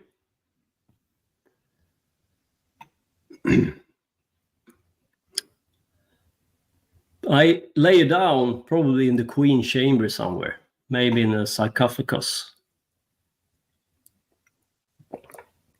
You will hear the water start to roar when the machine starts to pump it up from the underworld, from the Abzu. The water starts to enter the machine. You hear the energy pumping and you hear the ground shaking around you. You almost feel like your soul leave your body because it shakes, it's loose. The water keeps on filling the pyramid, coming closer to you. And with a roar, the Anzu bird breaks and come up through the water of Abzu into the pyramids, in the pyramid room, chamber, Queen Chamber, and sparks start to fly. You start to feel that your soul leave your body, and you can see your body laying there on the ground or in the sarcophagus. You have become the hanged man. You see it upside down. You see from another perspective. You see through the mirror. You have become the magical mirror. And the hanged man had the Hebrew word letter mem attached to it. And mem is water, as I said before. Now you will travel through water as the hanged man, because you have become the magical mirror and you have crossed over to the universe B. Now you have become a boatman, a cosmic sailor over astral water. You leave Isis chamber, and the Isis chamber is aimed at Sirius. You see the pyramids start to disappear below you when the soul, your soul, leave the material, and you start a soul travel. And you aim for the moon. You see the moon bright in the skies as a silver disc become bigger and bigger as you coming closer and closer. You will probably hear a voice that warns you, don't go too close to the moon because they have soul traps there. Avoid it, but see it, feel the energy, but don't go too close. You will probably see buildings there because they have physical structures on the moon. You feel like you are flying. It's not like walking. You're taking giant leap forward as you teleport your way forward. You avoid going too close to the moon and start to aim for the Saturn instead. And you see Saturn, the ring of Saturn, and you see two moons. One is Mimas and the other is Iaptis. That's part of the Stargate system technology. Don't go too close to the moons or Saturn, your voice tell you. This is a say-so. Look, I've been trapped here myself. You don't have to be trapped here with me or in another moon. Avoid, don't go too close. But turn towards the sun.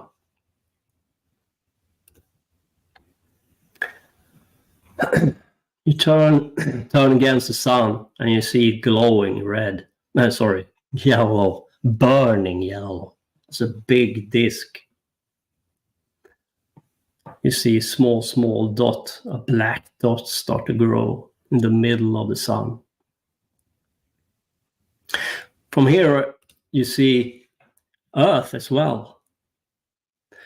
And you see Truman in the Truman Show.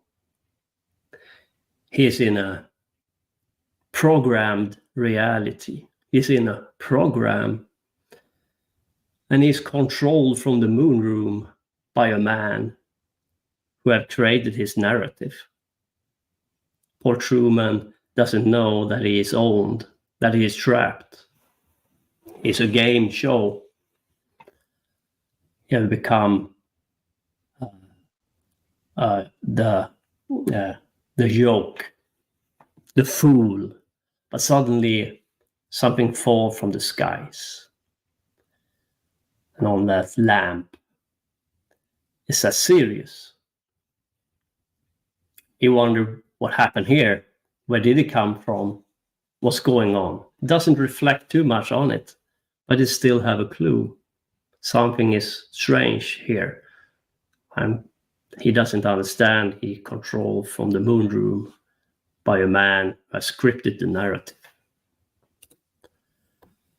But in the end of the movie, Truman becomes at last the boatman because he has seen through the material, the constructed reality, matter, and now he understands that there is something outside that he can get at.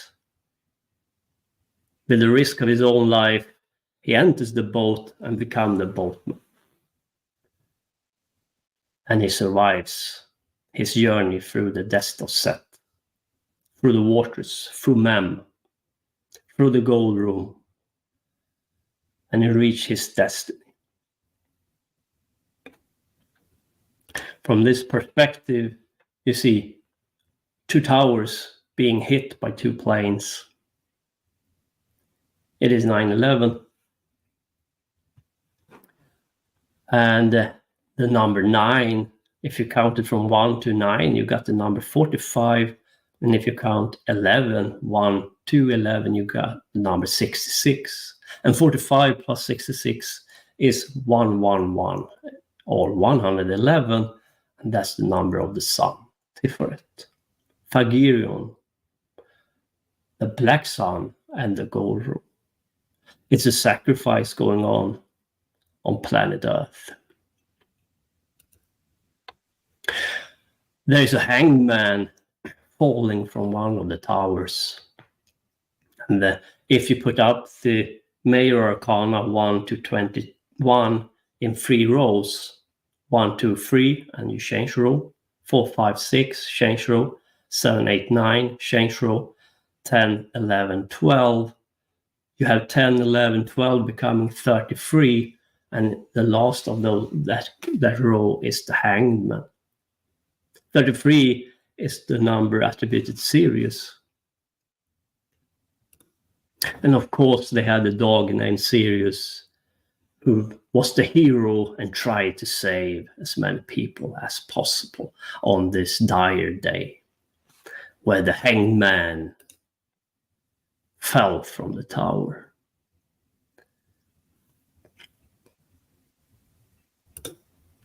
You see the gold room and all the lost souls in there.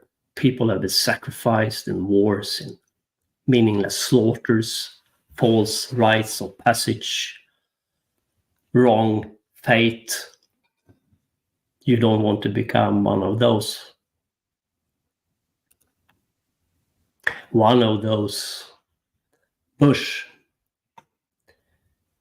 Junior read a book, and that book is upside down, and it is My Pet Goat. You see him sit there in a classroom, the fool, the hanged man, the siren, in this book, upside down. You push forward, and now you see the sun at last start to grow a black sun from the center of the sun. And you think, I will make it. I will succeed. I will not be trapped. But this is a hard, harsh journey. And you start to travel towards the sun. And the sun center start to be black. All the way until the blackness had taken over. Swallow the sun. And you go through it. The blackness, the long journey, and you start to see Sirius at last in front of you. The excitement. You have pierced a dimension. You have come to Sirius at last.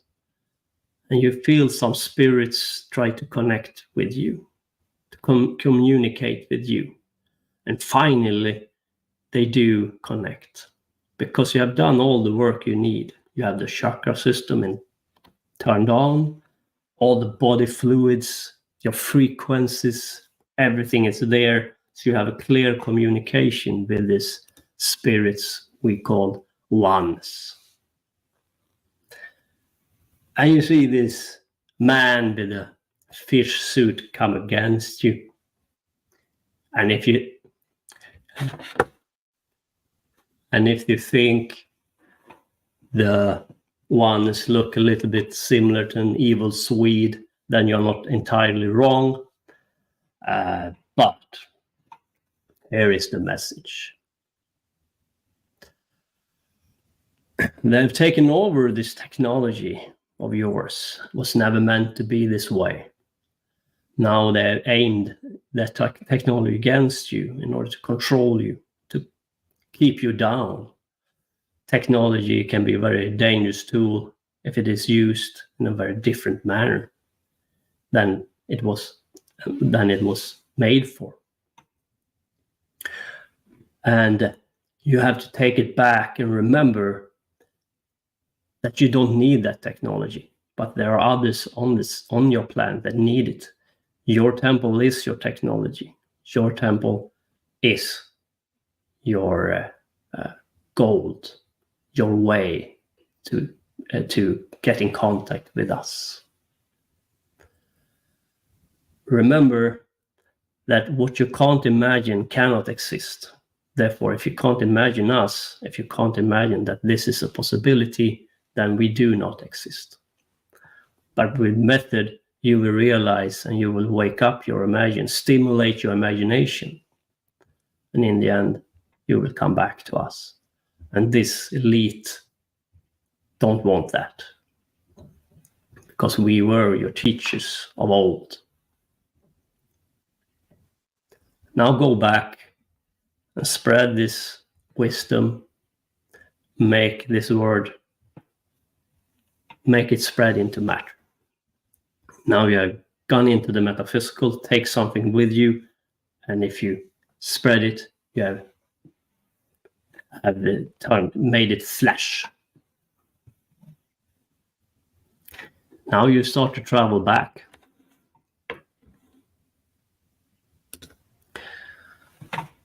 You go into the pyramid again, and you wake up in your body. And your body is a little bit tired, and it has laying there on the floor for a couple of hours while you were away. So it's a little bit broken. You will probably need some help to start your body again, but it can be done. And this profound experience have, of course, changed you, shaken you up. Now you know that it is true. Not until you experience something, you cannot know it is true. It's when you are there, when you see it, when you feel it, then it becomes true. Now we come back to the crucifixion. Because what they can do with technology, you can do with the body.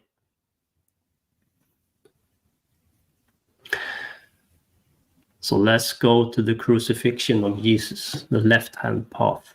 Jesus, that is. So on this cross, he is crucified in the middle of two thieves, crooks. So there are three people there about to be crucified. And you can view the thieves and the crooks as Ida and Pingala. And Ida Pingala is part of your chakra kundalini. They are the ones who help you to awaken the Shakti.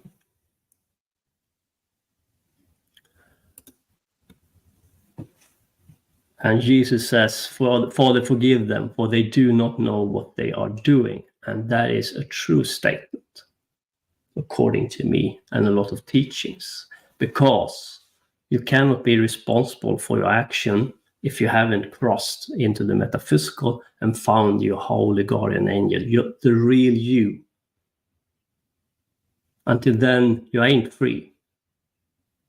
Your actions, what you're doing, is because of your childhood, where you come from, your biology,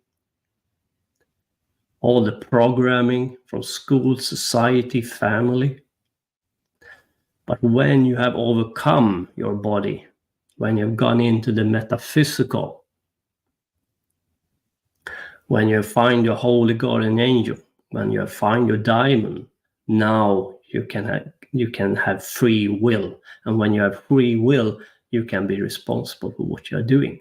Doesn't mean that it is okay to do whatever because I don't have free will. No, of course we have to protect ourselves from these people, especially the one who argue that they don't have free will and therefore they can do whatever they want. Of course we need to protect others from them. But to punish them as an act for punishment alone it's not a good thing. We can punish them because we need to have them locked in a prison or to keep them away from others. Solomon's temple, and we all know that Solomon's temple was cracked when Jesus died on the cross. Solomon is made up of two words, sol or mon. Sol means sun, and omon means hidden. Sun hidden. Solomon's temple is about Sirius and the black sun.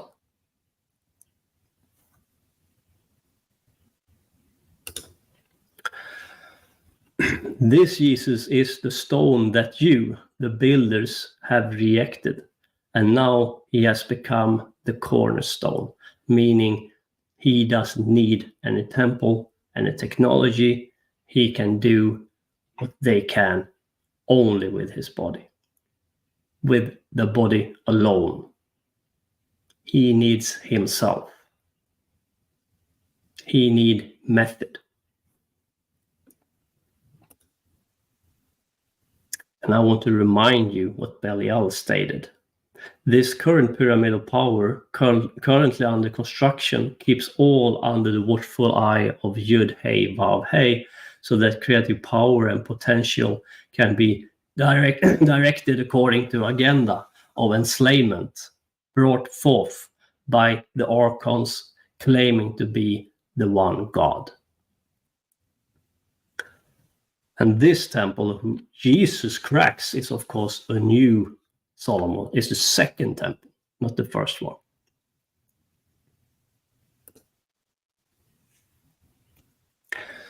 Destroy this temple, and in 3 days I will raise it up. Sorry. Go to the underworld with his body temple 3 days. He goes for 3 days into the underworld with his temple alone. He can raise up this temple because his body is this temple. He doesn't need an external temple. What he's talking about is the chakra, among other things. There are many more methods to this, but the chakra is one of those.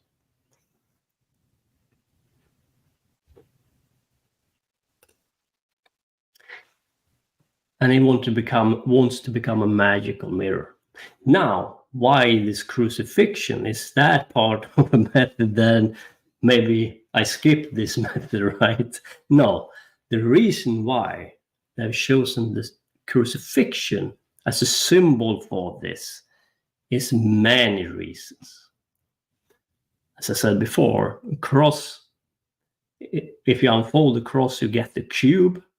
So this is an association that what you want to do is to overcome Saturn, to travel through the metaphysical and even over Saturn. And Saturn is the threshold. It is the last planet in our solar system that you have to work with. And that's the hardest planet to overcome.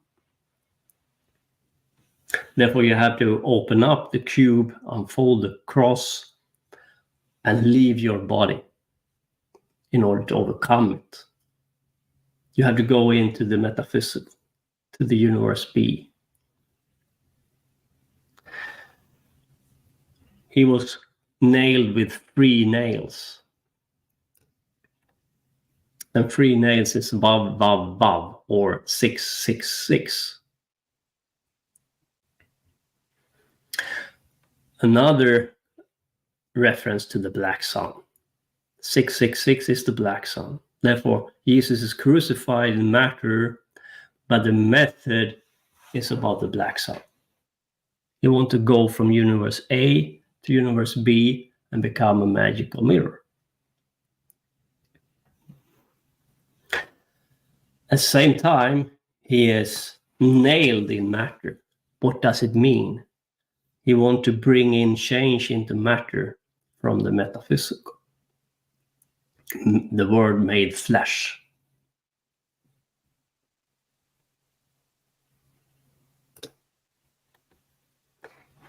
Therefore, he became the Antichrist 666, because the Christ and the Antichrist is the same coin, different sides on the same coin. He becomes the Antichrist because he crosses over to the metaphysical through method. And his aim is for the black sun, 666. And Antichrist is attributed to the black sun. And Jesus is the sun, but the Antichrist is the black sun, 666. He wants to become a boatman. And if he going to be a boatman, he need to reach the Sunyata. And Sunyata is the chakra above the crown chakra. That's the eye of the dragon. And you have to push all the energy from the chakras up into Sunyata. And if you manage to do that, you feel like you're falling back into a tunnel. And you go over to the universe B. He had the crown of thorns around his head, and that is the asteroid belt, the crown of thorns, the old Stargate system. And he has to push it up over the crown of thorns because the Sunyata is above the crown chakra.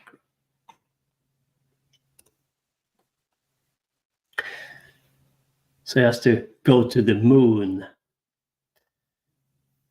So let's do this journey one more time. But this time we will use the body instead of technology. So the Christ leaves his body, become the Antichrist and cross over. It become the magical mirror.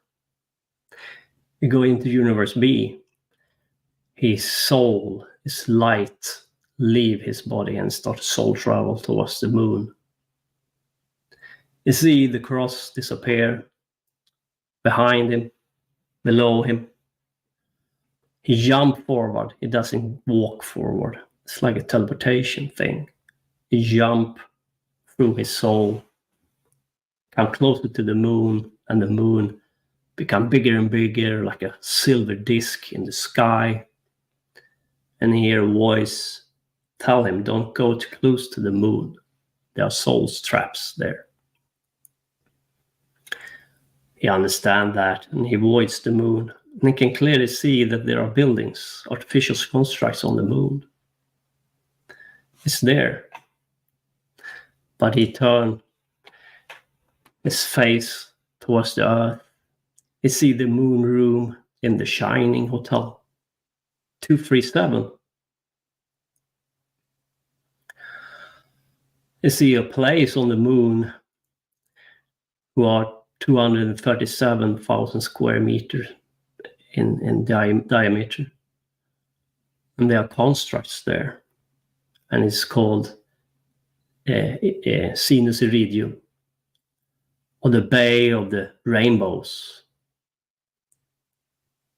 And I can hear a voice whisper from the eyes wide shut, what is at the end of the rainbow?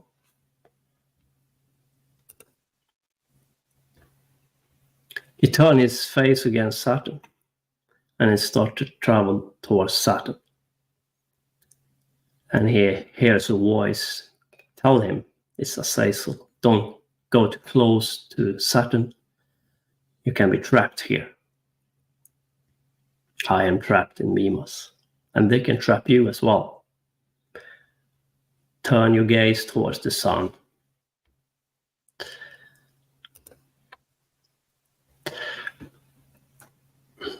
Sorry. He turns his face towards the sun, and I see it burning yellow in the sky. Big disk. It is in the center of it all. It is Tiferet. And Tiferet is the center of it all. It is the center of the tree of life. And also center of it all in the Qliphothic tree, Thagirion. You started to see it grow. The blackness, the black dot in the middle of the sun, start to grow. In the center of it all, start slowly go towards it. And he hear a voice in his head calling out to him, do not lose your head. Do not lose your head. If you do this journey, you have to go all the way. You cannot be stuck. You need your willpower, you need your water, you need your fire. Otherwise, you can end up like John the Baptist, stuck in the gold room without a head.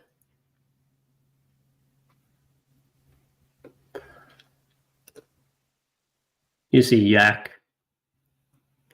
and you hear his conversation with the caretaker. Sorry to differ with you, sir, but you are the caretaker. You have always been the caretaker. You have always been here in this Hotel California.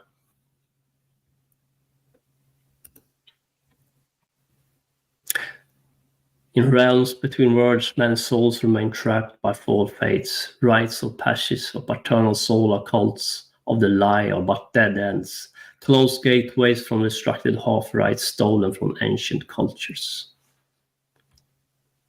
Hear the words echo in your mind.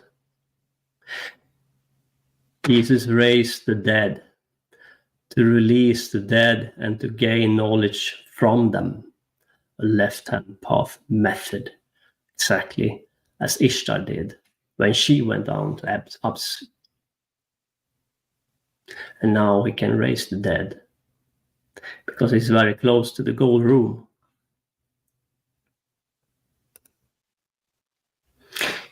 You see a huge mouth open up in the center of the sun. You see Stanley Kubrick's movie AI, which he couldn't finish because he was probably killed. You see the design, the architecture, and there are a lot of art with statues with open mouth. Trains go through them, cars go through them.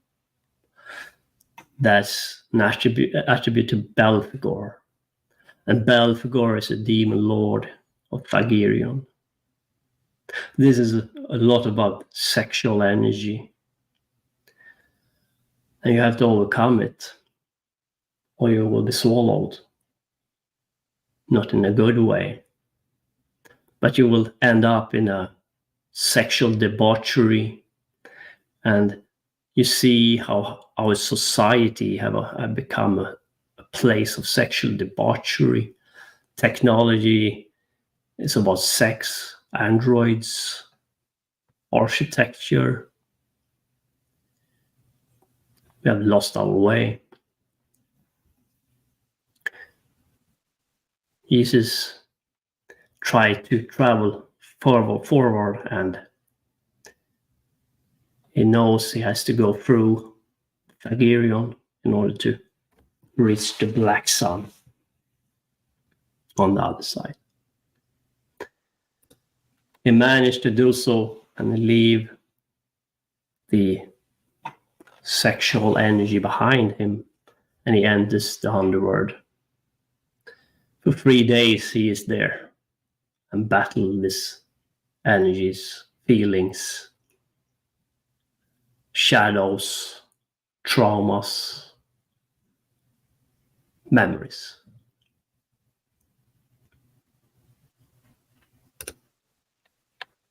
And finally, he managed to go through the black sun.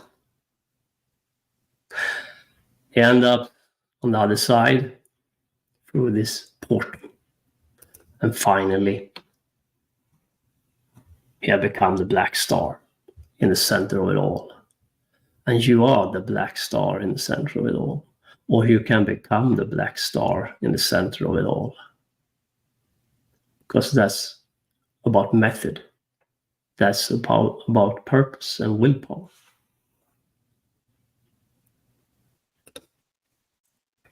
And finally, you see Sirius.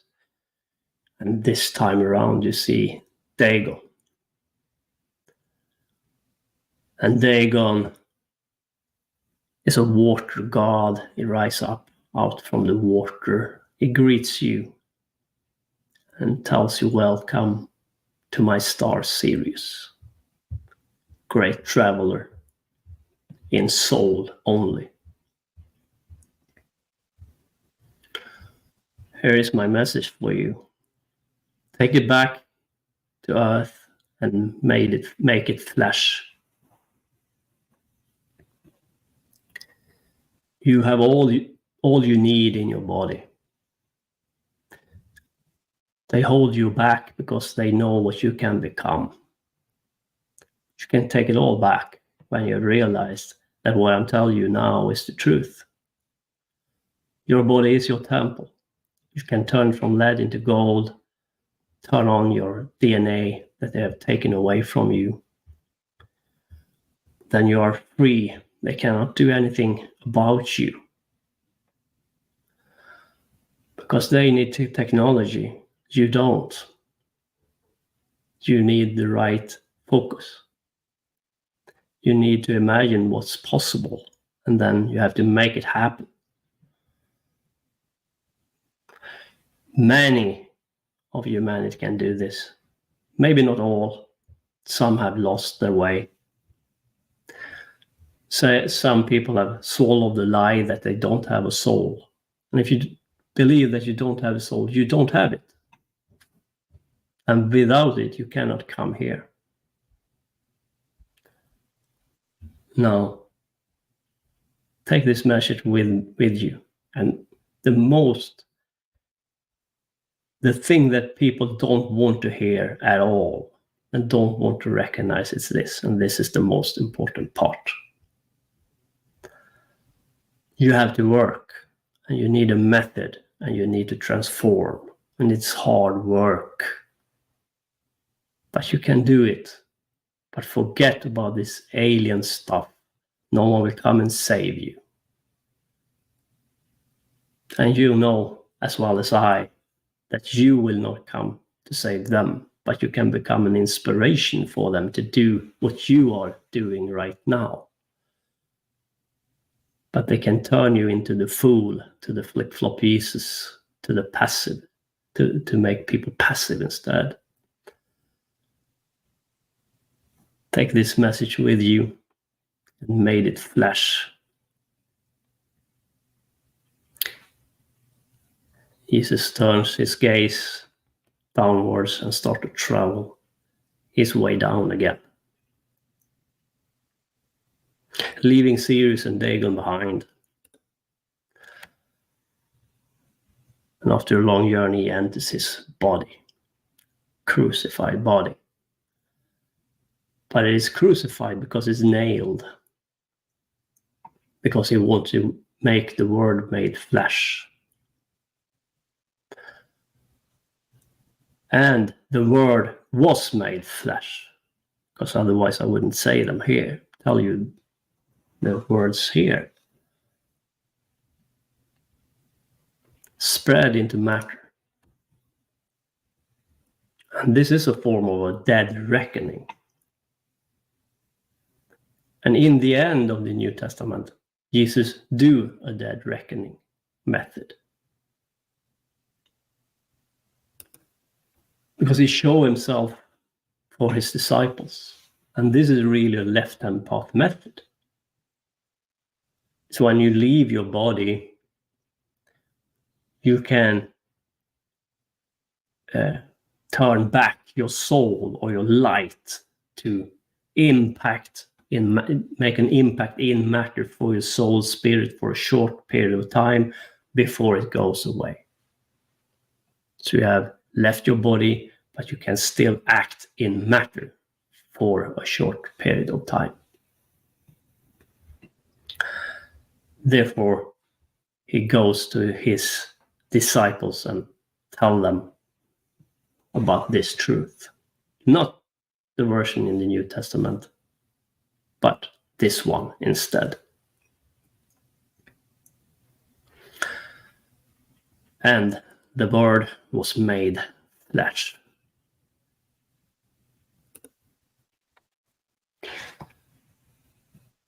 Not long time ago, they found a painting that was hidden away for a very long time.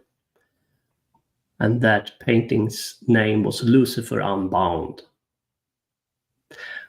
And I had to bring it up because I was the one who made up the term Lucifer Bound. And here you have a painting coming to surface just a couple of years ago called Lucifer Unbound.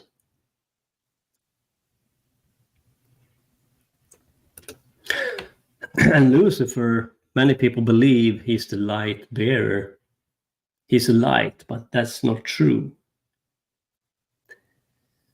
And Belial stated that he's not the light bearer, for that was another by the same name, but he is the darkness.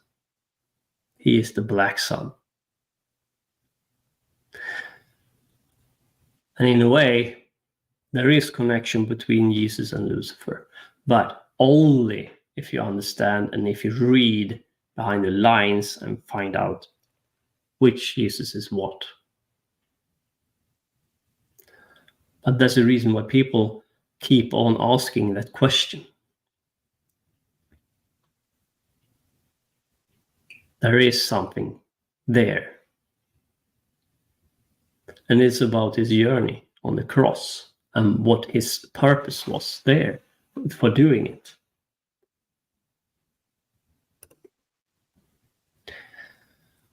And you can become the boatman. You can do this. This is not a fantasy. This is not a story.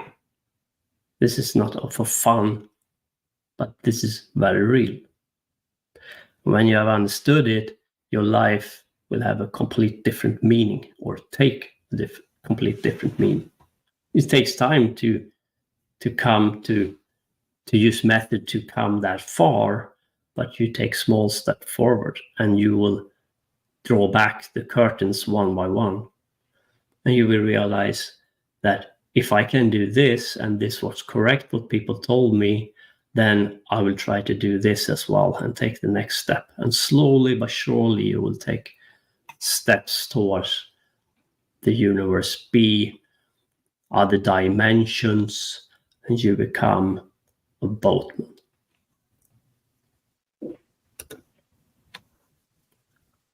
All right, next part will be about a Space Odyssey 2001, and we will do one more journey together towards Sirius. But this time around, I will do it with a spaceship and will have, and with some crew. And the black obelisk will show up. And the ape will grab a bone and throw it up in the air, and it will turn into a spaceship. That spaceship could be called a Tower of Babylon if you want to.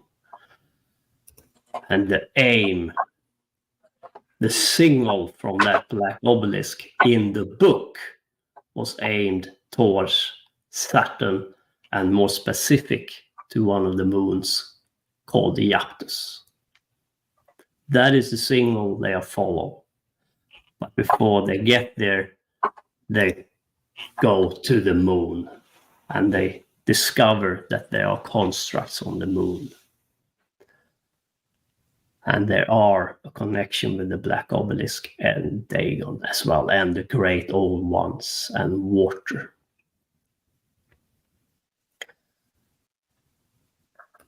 So I hope you liked this part, and in the next part, part 3, the last one in the series, I will decode the Space Odyssey 2001.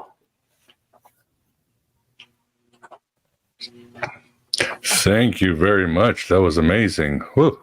And I know I've got research to do with, I got to go back in the Black Star because my David Bowie book, of course, I decoded. And David, of course, has showed me new vistas of it. But yeah, that was an incredible journey and very powerful stuff. I guess it's almost 2.5 hours. So we better get to some of the super chats. Thank you very much, Mr. Chester, for your support. And here's a question for you, David. I hope it's not too out of left field. And thank you very much for that, Menace. And he's asking your thoughts of Matthew 19:12. I looked it up. That's the part where it says, for there are eunuchs who are born that way, and there are eunuchs who have been made eunuchs by others. And there are those who choose to live like eunuchs for the sake of the kingdom of heaven. The one who can accept this should accept it. Any thoughts on this? The castration thing? I think Bell. That's all I can think of. But what about you, David? Yeah, exactly. There is a method, because if you're castrated, you can be used for different purposes in esoteric method. So to say, this is a dark method where you start to use people outside of yourself. And that's the reason why I say, your temple is your temple. You only need that to do the method. Don't start to use other people outside of you to have results. But my guess, eunuchs could produce a certain type of body fluids, for example, because they are nuded. Mm-hmm. They don't have the same, they are like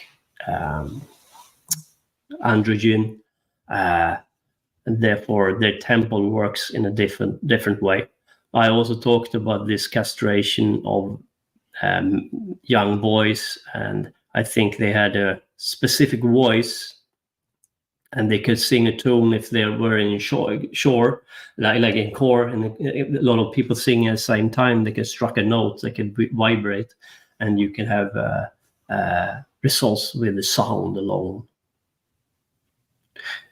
So they use them as a sound resonator. Makes sense. No, that makes sense. Well, there's the answer. Thank you very much for that. We probably should wrap it up. I have to take my son to swimming lessons. Speaking of Mem, he has to be in the water. It's indoors, don't worry. So he's got his indoor swimming. But Vance, any quick question or comment from you before we wrap it up? Oh, a tremendous amount of information. And, there's almost like how do you question the encyclopedia? Yeah, exactly. You have to go back and listen to it. Yeah. I was wondering about the Kabbalistic Merkaba, the traveling, soul traveling, so forth, with respect to Stargates and crossing over to Universe B. Is there a connection there? Yeah, there is connection there. So you can become this Merkaba where you can start soul travel or go over from Universe A to Universe B. So that's also the terminology that you can use to become a Merkaba. A lot of parallel systems, right, that have evolved from each other over time. Exactly. Yeah, great. I'm sorry for my AI voice. It started. No, God, yeah. I get it. No, I understand that. I mean, great talk, and I cannot wait for 2001: A Space Odyssey. Oh yeah, that's going to be culminating, and I love how you really do give the steps, which is great. And like you said, it's hard work, it's doable, and without a doubt, the most important thing we'll do in this incarnation. So I'm glad you're sharing this information, David, and for everybody in the chat. Thanks for being here. You guys had some interesting conversation. Everybody's on top of the game, and everybody was very happy with what you had to say, David. But we are at the end. Yeah, as always. Vance, thank you very much for coming on the show and being here. Okay, you're very welcome on behalf of me and my moondog howling friend in the background there. He wants more. Yeah. Sirius is on the way. Yeah, the dog days. Yeah. Left hand path puppy. You have a good dog there, Vance. Well, David, as always, thank you very much. And yeah, we were very excited. We'll have you in about a month at the end of November for 2001. And thanks for this presentation. It was excellent. Thank you, Miguel. Thank you, Vince. And thanks to your audience. And I'm sorry it was a long one. I tried to make it quite well. No. Did great. All right, for everybody, enjoy the rest of your weekend. And we'll talk soon. And as I always say, write your own gospel, live your own myth, or else somebody else will do that for you. Take care, everybody, and talk to you soon.